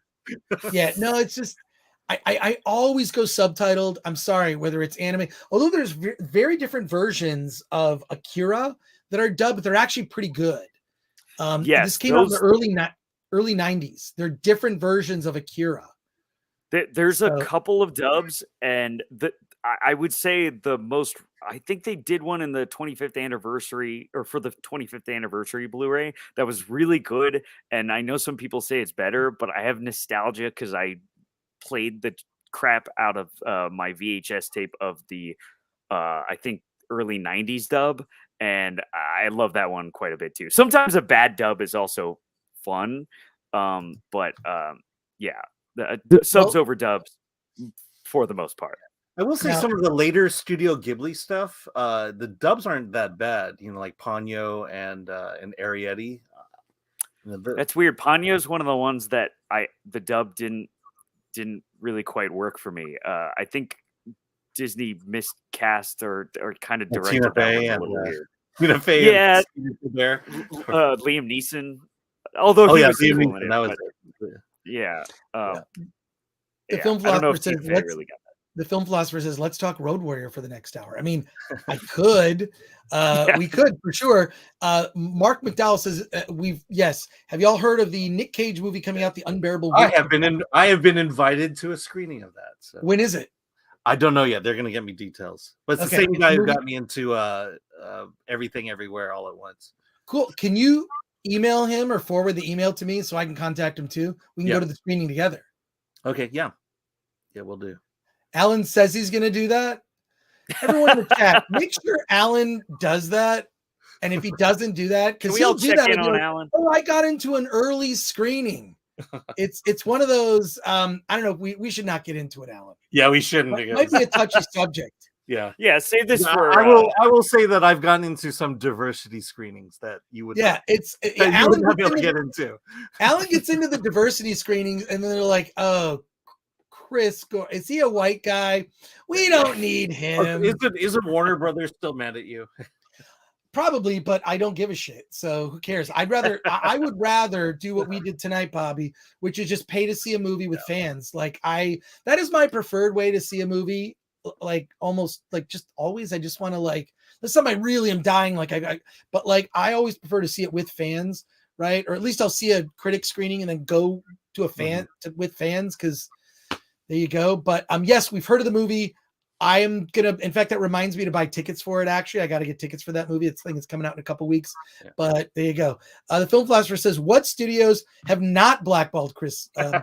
Wait, there's some that have not. I feel like they don't pay attention to me. They don't pay attention to me, so they really just don't know and don't care. It's weird. But Fox will let us in, but Disney won't. I don't know. And also, I've never cared about that stuff. Like, I have friends of mine that are like, no, I didn't get the invite or this, or they like really care about status, and I could give two shits. Like, I just prefer to see the movie like we did tonight. We went to Islands for happy hour, hung out. We got to see the movie with fans. It was like far exceeded our expectations. It was a blast. And yeah. And there you go. So, and I don't want to drive to LA if I don't have to. Yeah. Janotsky says the only good part about LA is that a lot of things play there that don't play elsewhere. I don't see a showing for RRR near me. Sorry, Shanotsky. It's. I mean, AMC has been pretty good about that. Yeah, like in other markets, like it's playing like on the east side, like near where you live, Bobby. I don't want to give an exact location. Yeah, please. if only for my own pride of having to admit the less than desirable location that I live. But yeah, I've been pretty excited recently because there's stuff that didn't used to play out here, and yeah, AMC especially has been pretty generous with some select screenings. But yes, Shanotsky, there is a little bit of some privilege of being in the greater LA area for sure. And here we go. Paulie from the Latino Slant is here. Hey, Paulie. Hey, what's up, man? Yeah. What are you drinking? Topo Chico. Oh, sweet. Oh, nice. There you go. So good. How you guys doing? Doing great, man. We all got out of Sonic 2. We also saw Sonic 2. What are your thoughts? Let's hear. The chat's heard all of us. Yeah. That poster's sweet. That's sweet. I already gave away the comic to one of my members' kids.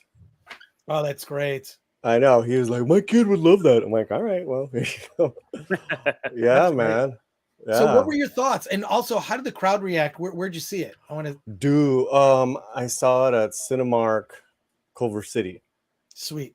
Yeah. Am I too dark? There we go. Yeah, it could use a little bit more light. But what a little more light? Okay. We'll take the shade off. A little bit. You're good. There you go. Oh, there you go. You're looking good. But what is your what were your thoughts, and what was the crowd reaction? Yeah. I loved it. I mean, I haven't seen the first one, and I'm not a Hedgehog fan, Sonic fan. I would say you don't have to go back. Really? Well, I mean, I want you though. That's how good it was. Now I'm like a super normie, so I was just like, I put a poll up and like, which one do you want me to see? I got to get out of the house tonight. And people were like, go see Sonic, because it was either that or Triple R. I'll see Triple R Saturday. You have not seen it yet, dude. I haven't seen you got to see Triple R. Like, Bobby needs to see it. It's like, it's one of those things where it's like Hollywood can't make a movie this good. It's epic. And the thing is this, there's supposed to be an intermission. There's this right in the middle of the movie that says interval. It's at a low point in the movie. They don't actually give you the intermission, which sucks. Right. Real quick, I want to respond to a couple quick things. People are saying, Paulie, you're getting love in the chat. Hey. Love in the chat. Look at that. I love Film Threat. I love you guys. Thank you. It's a pleasure, man. It's a pleasure. Well, it's a love fest here between channels here. Doomslayer says where to find The Hatching. By the way, we're gonna have the director of The Hatching on Film Threat on one of our live streams coming on. We're interviewing the director. This is gonna be later in April. We've got some really cool guests that are gonna be coming up for our live streams. Yeah. There you go. Patrick Lemire says, what is a diversity panel? Ooh. I think it's pretty diverse. Now I'm in the minority. A diversity of thought, or diversity of skin. Yeah, see, I prefer diversity of thought. I don't care about whatever. I don't care what people are. Really, it's irrelevant to me. Well, I talked to Latino filmmakers, and like even they can't get on those diversity panels because they're really indie guys. Like Kenneth Castillo has been telling you about. Uh-huh. He did Film Courage interview. you know, he's like, "What's with all these panels, man? You can't even get on the panels if you're not in the click. All these diversity panels." Yeah, I don't know. Yeah. There someone says, I thought this was a diversity panel. There you go. Yeah, this is nice right here, man. This is nice. And you know, we have representation. I represent all the pale people, according to the film philosopher. Yeah. So there you go. And yeah, movie called Hatching. We're going to be talking about it. We're going to be talking about Hatching, and we're going to have the director on. So there you go. And is there a secret handshake to get into diversity screenings? That's a question for you, Alan. Ryan Landis. No, it's actually kind of weird because they'll invite Alan to these screenings, and Alan goes in, and there's like no white people, and it's just like, I see what you're doing, which is really weird. Like, it just must feel a little like I don't know. It's You know, I'll take it at this point. I'll take it. well, who cares? So, Alan, what is the secret handshake? Yeah. Oh, I don't know. I mean, I feel like even when we gather, we want to punch each other. So, and here you go. Sander Hamislak says Latin X. Hey, cut that out. Paulie, yeah, well, Paulie and Bobby, what are your thoughts on that? No, it's too late. It's too late in the night. Yeah. Okay. I'll answer. Look at our reactions to it. And, Bobby, you know, is it Bobby? Bobby, yeah. Did we meet last week or no? No. Okay. No, you would have noticed me. But pleasure to meet you digitally now. We'll have to do it for real soon. Yeah, no, I don't have awesome thoughts on it, but definitely get it out of the chat. I'll say that. Right. Let me take that off. well, as a member of the Asian X community, Yeah, Asian X. No, I think Shinatsky has it right. It's another way of helping fight racism by judging people based upon the most superficial traits. Yeah, I agree. it's productive in going backwards instead of actually going. That's a different stream, man. I'm definitely not down with the X. I don't, you know, it's if you want to be punk rock, you know, and you're Latino or whatever, just call yourself by your name. Yeah, it's so exhausting, man. Well, you know, if you refer to yourself as Latino, like, do you have to now change what you refer to yourself as? You know, it's like I wasn't told there was an X in it until like a couple of years ago, so it's not there to me. I think if you're referring to yourself, you can use the gendered language. It's when you refer to the group. Yeah, those people. I'm like, don't. I'm like, my temperature is gonna go up, Alan. Yeah. All right, let's get off Alan, that topic. You know, but you know, the film philosopher. You had asked me, Chris, what the audience, how did the audience react? There were some hardcore Sonic fans, and I talked to a couple of them afterwards. They were freaking out during the film, and then of course at the end, they were losing their minds. They were. It was great. It was great to like vibe off that. You know what I mean? Because I was just going there looking for a good film, and I got entertained. But then to see that was a treat, man. That was a treat. And the film philosopher who we met this weekend. Yes, asked Bobby, "Are you still in a wheelchair?" I hopped into my office chair specifically for this live stream, but I will be hopping back into the wheelchair to roll around after. It's ironic that finally a good Sonic movie has come out, and I am going literally the slowest I've ever gone in my life. But I'll be going fast again soon. Thank you for asking, for checking in. Back to you kind of okay with the first movie? I guess I'm trying to gauge that. Was that for me? The first Sonic, yeah. Were you okay with the first movie, or yeah? I put the, as I said before, I'm a huge Sonic dork, and the franchise has been like in a lot of ways inspirational for since the mid 90s to me. And I put a lot of expectations on that first movie to like fulfill that fandom that I've had that whole time. And, I spent 40 minutes with James Marsden in a freaking Toyota Tacoma. And it's like, can't Sonic run? Why are we sitting in this truck? But this movie which I went in with like kind of lowish expectations because I had seen the first movie and knew that it was, it's for kids and it's not really going to be about servicing the 90s kids and stuff. Was exactly the movie I had been waiting for since I was 3.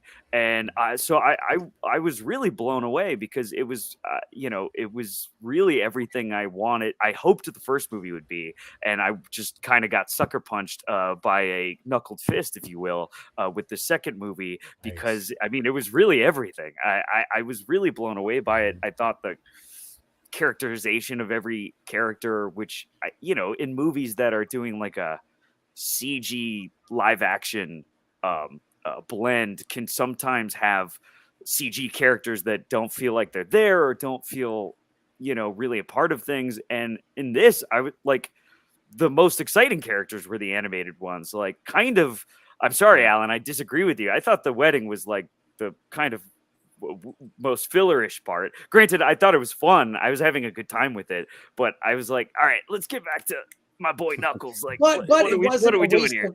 It wasn't a waste of screen time. It was actually fun. Yeah. It actually propelled the story forward. I knew I don't want to get into it was cute. It was fine. Like it was. If it had gone a little bit longer with the humans, I would have been like, no. But it was like, okay. Well, usually it was just hey, enough. We're going to Hawaii. That's a way to get rid of the human characters and then stretch the right. But they brought them back in halfway through and then made them an integral part of the story, and I kind of like that. And the film philosopher says, "Join my GoFundMe to get Bobby off dial-up." you're on dial-up, Bobby. What's up, brother? Oh my god! No, but it sure feels like it. Yeah, it looks pretty bad. But the film philosopher also goes on to say, who we hung out with this weekend. I'm so bummed I didn't make it, bro. We were drinking. Paulie, I had a badge for you, dude. I could have hooked you up. Damn. I know, man. I know. All right, well, what can you say? But Film Philosopher also says, did anyone see The Bubble on Netflix? Total roast of Hollywood by Apatow. Hilarious. I heard it was awesome. It's it completely made fun of studios. I've seen the trailer for it, and it's basically like making fun of Hollywood. They're actually shooting a movie, but it's all against a green screen. And it's kind of just mocking how stupid Hollywood is. During the pandemic, during the lockdown. Right. So I saw the trailer. I haven't seen it yet. And then someone else asked, this should be MK Solid 82. Chris, are you ready for Wookiee Kenobi? Oh, no. What time do you want to end this? Yeah. We gotta go. Well, we'll look. That's the only I don't know. Like nothing. Like Moon Knight didn't really grab me. I haven't finished. Did you see the new episode? I haven't seen it. Have you seen it? Yeah. What'd you think? Was he still a Batman / Spawn ripoff in the second episode? Yeah, and it's still a lot of Steven, and it's just like, yeah. Episode 3, it switches to Mark. But we only have 6. We don't have 24 to it gets pretty crazy on the 4th episode. But I actually feel like, you know what, this is something for the aspiring filmmakers out there, or if you're just learning to use editing software. I think it would be an interesting exercise to take every Disney Plus series and make 1 2-hour movie. That's it. You've got 8 hours of content, make 1 movie that's 2 hours, and it might not suck. So, I promise I know exactly how to fix Falcon and the Winter Soldier. I know exactly where to cut. Chris, I'm getting you your 2-hour cut. That's a great idea, Chris. Someone do it. That's a great idea for Boba Fett. A 2-hour Boba Fett would kick butt. It would be great. And also you'd be in the mask the whole time. He'd be in the helmet the whole time. Yeah, there used to be cut out all the parts where he's anyone in the chat remember this? There was a thing, the Phantom Edit, and there were 2 versions, West Coast and East Coast. It's filmmakers who took the Phantom Menace, recut it. They cut out all the sort of stupid Jar Jar. In fact, in one version, I think it was the West Coast version, they subtitled Jar Jar, and they used like a different voice that sounded kind of like a deeper version of like Greedo's voice. And Jar Jar was a proud warrior race. Like, it was great. It was really good. The magic of editing, man. Yeah. Editing, I'm telling you, a lot of the show is just, a lot of the stuff is don't show the stupid shit. And also, famously, you can look this up. There's like a 3-hour assembly of the original Star Wars. that is awful. It's all in black and white. And apparently, like George Lucas had allowed this film professor, there's articles on it. You can look this up. This film professor to show because he wanted to show like this is what a raw movie looks like. So it's all production sound, no ADR, no sound effects, no music. It's just Star Wars assembled, right? And there's so much like all the dumb humor that was in Phantom Menace, it's in Star Wars. And literally Marshall Lucas is like cutting frames or cutting like even like when you meet Han Solo and he's in the cantina, he's sitting next to some like chick like hanging with her, and like the way they cut it, she's gone.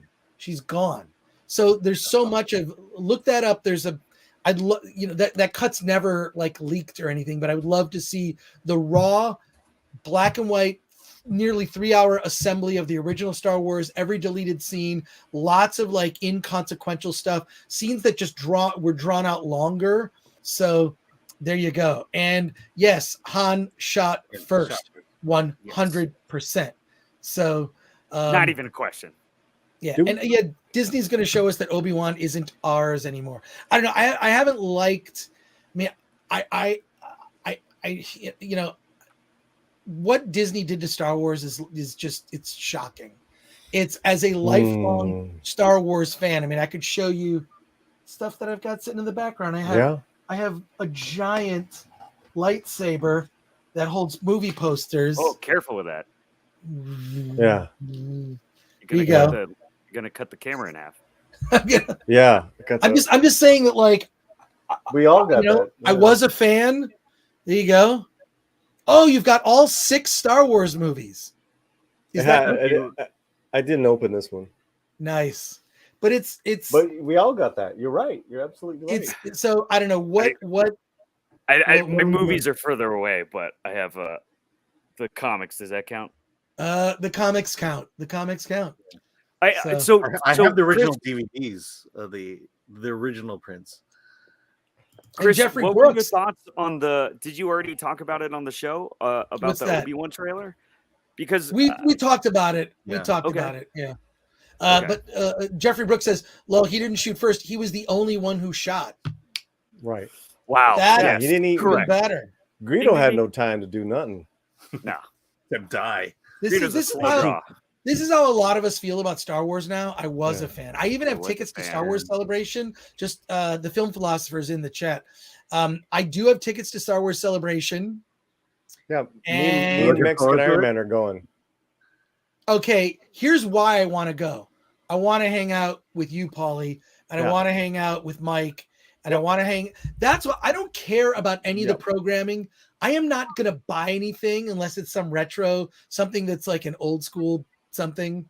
Right. But like, I just want to hang out with other fans. I want to be at the hotel bar with you, although we won't be in the hotel bar. We'll be in the Hilton parking lot while I'll be tailgating. No. So that's what we did. I'll bring my cooler. Dude, I've got an R2D2 cooler. No. I can fill that thing with like, that's what I'll do. Oh, that's cool. I'll fill my cooler. We'll just do that. And R2 will come out and serve us drinks. I was just talking to Mike about that today. Just like, that because he has them rolled over from 2 years ago. I bought them I bought them in 2019. I bought these tickets. Right. 2 passes, and I don't care about going. And their restrictions there are pretty brutal. But I'll just say this: I talked to the cops, and they weren't wearing masks, and they are not enforcing it. That's all I'm saying. So there might be. What's that? Orange County is not enforcing anything regarding masks and things like that. All I'm saying is there's what they tell you have to do, and then there's like real life in practice. And I just get the feeling nobody cares. Nope. So that's all I'm gonna say. You make your own choice. So there you go. And Jeffrey Brooks points out, I remember this: the limited edition DVDs with the bonus discs have theatrical cuts. Yeah. They're in standard def. Even though it's super letterbox with black bars and all. Yeah, it's not great. It's not a great. I think that might be. Is that the one? Yeah, I have those. I have the limited. You have those. Yeah. Where are my glasses? There you go. Sander Hammerslug says, I used to be a casual Star Wars fan until 1999. Well, there you go. Don't open it up, Paulie. I'm gonna read on the side. Okay, it says, were the cops wearing masks while they frisked you? They never frisked me. Yeah. I'm they never frisked bummer. me. So there you go. Got a little blocking to do here. Oh, there you go. Great. I was gonna say, why don't you put it up on screen? That'd be hilarious. We're getting lonely, spam. We're getting spams. But Star Wars Terry says Laserdisc is where it's at. Yeah, I used to have the old laser discs, and there's a commentary track there that's pretty amazing. And let's see, Jeffrey Brooks, 3 hour Star Wars or 3 hour Dark Knight Rises. I heard there's a 3 hour Dark Knight Rises. Wait, really? Yes. Whoa. He was forced to cut that down. He was forced to cut it down. That's why the end feels so montagey and choppy. The second half of the movie, right?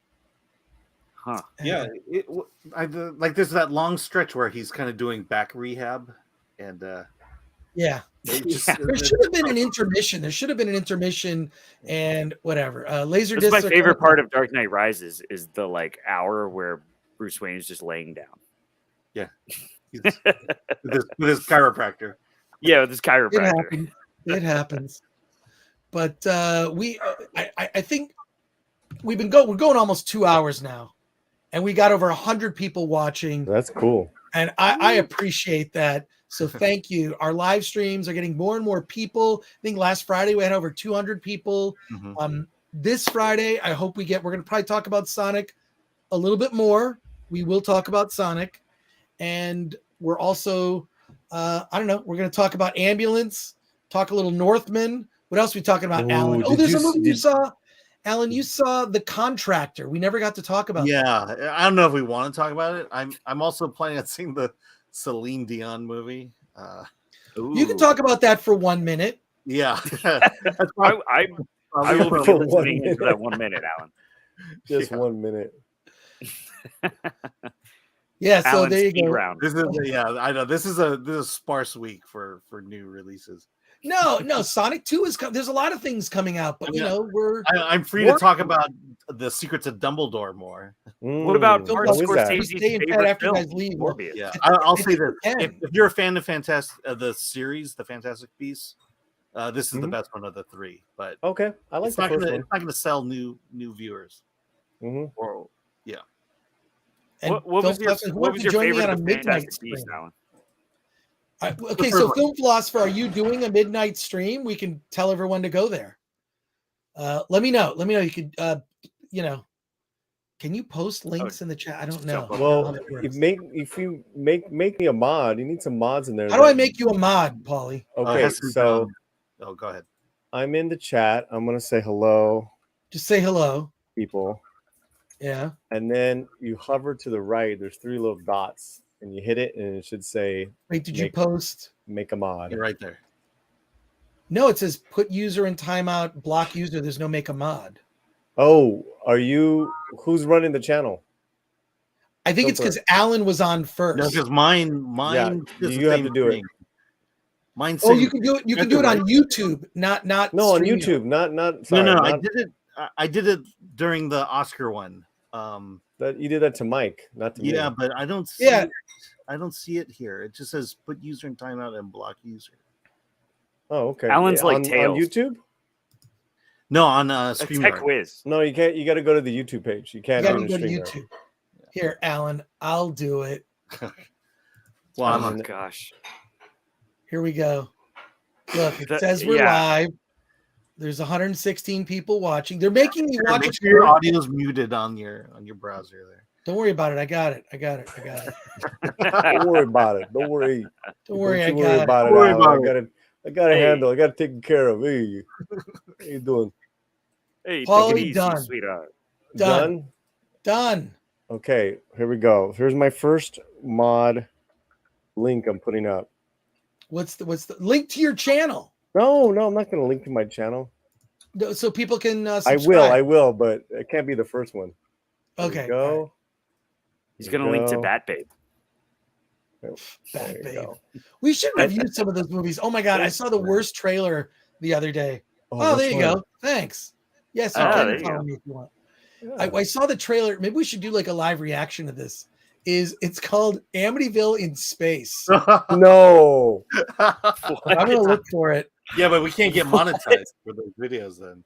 Is that true? Yeah, we're gonna get We're like gonna get I think dinged? our Oscar live cast got demonetized. Which one got demonetized? Our 6-hour Oscar broadcast. Why did it get demonetized? Because I guess the slap is copyrighted. Jada But saw it. ABC. We'd have to ABC. appeal it because it's clearly fair use. Yeah, We were you doing it for fair played use. it too much. You can contest it though. You should get it back. Alan, contest it because everybody played it. Yeah, like Well, I think they're cracking down on everybody. but if you play a trailer, you can stop Everybody, and go. but like literally everybody on the internet played it. All right, and we're gonna used it, and play Amityville in Space. Yeah, just stop and go it, and then Billy and Alan like put your links in the private chat, and I can copy and paste them as a mod. Nice. Here in StreamYard, you gotta Let's copy. not and worry paste. about it right now. Just you're a mod, so that's good. That's cool. But yeah, we gotta get the good word out. Yeah, connect. All right, wait. Here we go. High All level, right, so- high level connections here. Okay, so here I'm gonna. Can you see it? Yeah. Okay, wait. No. Yes. Here's what I want to A do. black screen if that's Wait. I'm gonna hide the current comment. I'm gonna put us in this mode, Mm. and then You I'll could- play, look. I We got would- the is stats. the screen black. Yeah, or- I would lower the volume a little bit on it, and then like Yeah. stop and go it. Okay. yeah, the volume is the first thing they'll catch, Well, or the Okay. audio. All right. Should I go full screen theater mode like that? Is Yeah. that better? Yeah, because we're blocking the lower half, the little icons. Yeah. Should So be all fine. right, we're gonna see this. This is the kind of stuff that gets sent to Film Threat all the time. So here we I go. can't wait. Yeah, turn down the audio. okay. Or do we mute ourselves? No. No, turn down the audio of the trailer. Turn it lower down? Yeah, Yeah. lower the volume a little bit. Okay, I'll lower We the could volume. talk over it a little bit. Yeah. All right, here we go. Yeah. At the infamous Amityville house, something is about to go down. Wait a minute. Hold on. Let's put a pause on that. What? Is that guy's hat? Is he kind of like? He looks like I think he's supposed to be a priest or something. Yeah, he what looks the like hell? he's in a band or something. Oh my god! All right, let's Wow. keep going. We're That's 12 awesome. seconds in. Wow. To stop it, we must strike at its roots. Yes. I lead Oh my goodness. Oh my goodness. That's the largest black hole I've ever seen. Year 3015. Oh my god! Wow. Oh my god! We're Yes. not endorsed. Okay, let's get back to this. Incredible. We've never come across anything like this in space before. I think there's something more sinister. at You play know- here. Oh, it was like an it. That was like an it. I've got a bad thing. feeling about this.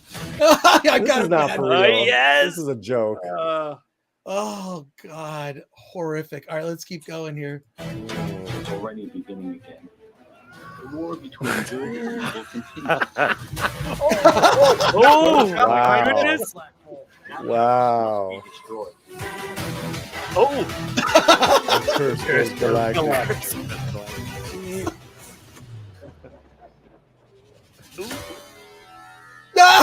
Ah. Wow.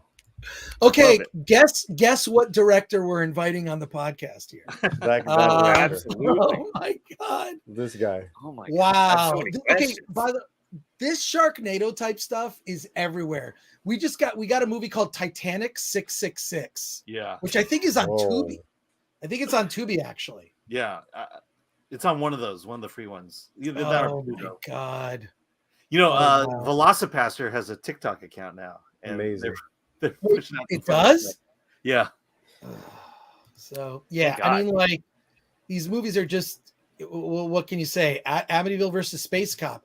I liked Space Cop. I thought Space Cop was great. That's the Red Letter Media made this movie called Space Cop, Oh yeah. and it's like a bad '80s sci-fi movie. It's awesome. Oh. So there you go. And Film Philosopher should just be on the show at this point. Film All Philosopher you have to do rock. is add 666 to a movie. Even David Grohl did it. Yep. It's right. There you go. Only on the CW. I think we're gonna wrap it up here, folks, because it's getting close to midnight.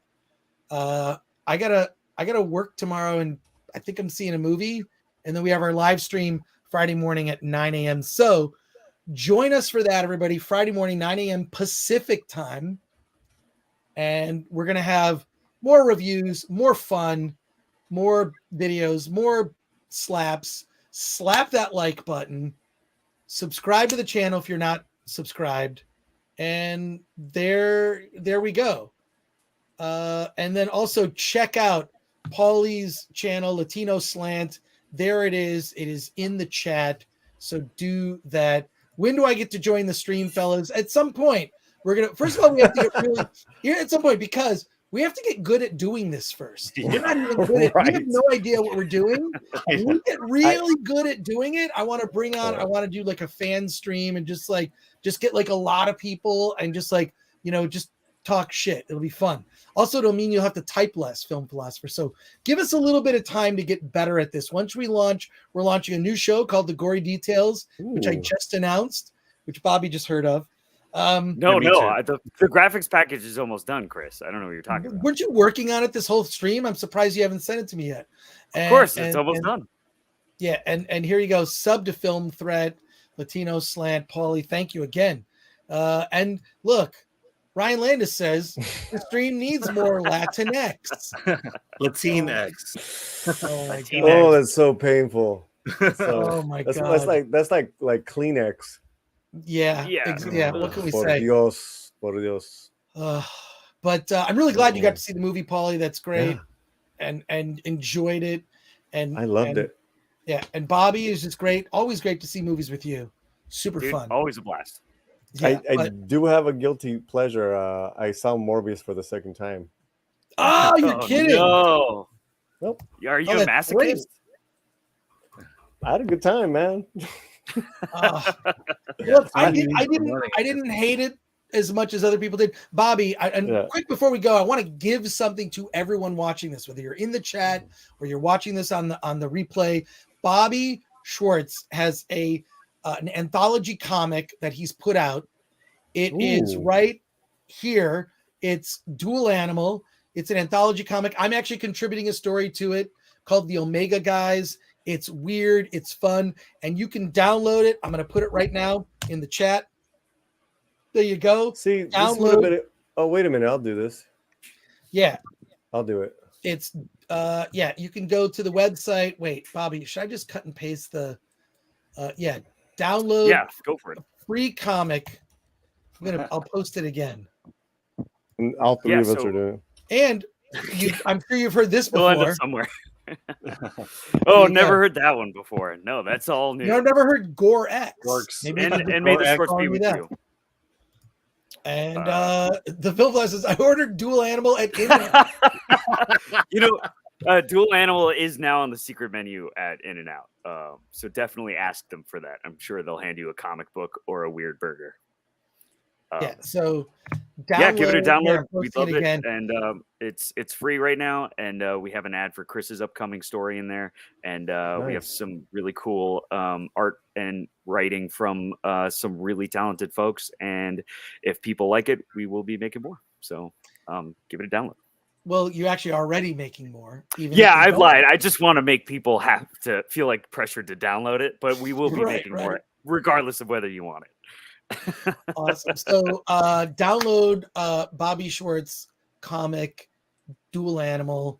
I'm a part of that. It's a great project. It's it's old school, very heavy metal. If you love heavy metal was a huge inspiration.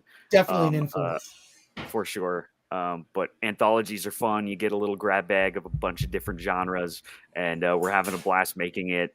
And I'm really excited to talk more about all of our stories, including yours, Chris, but I'm sure we'll do some kind of stream about it or something in the future. But we're having a lot of fun, and Alan, get out of here. We've been having a ton of fun with it. We just took it to WonderCon. We shared it with people, and it was fun seeing the reaction to the book. So give it a check out. And Cool. Well, I want to say thank you to everyone in the chat. Everyone in the chat, thank you. You make the show. We appreciate you. Thanks a lot.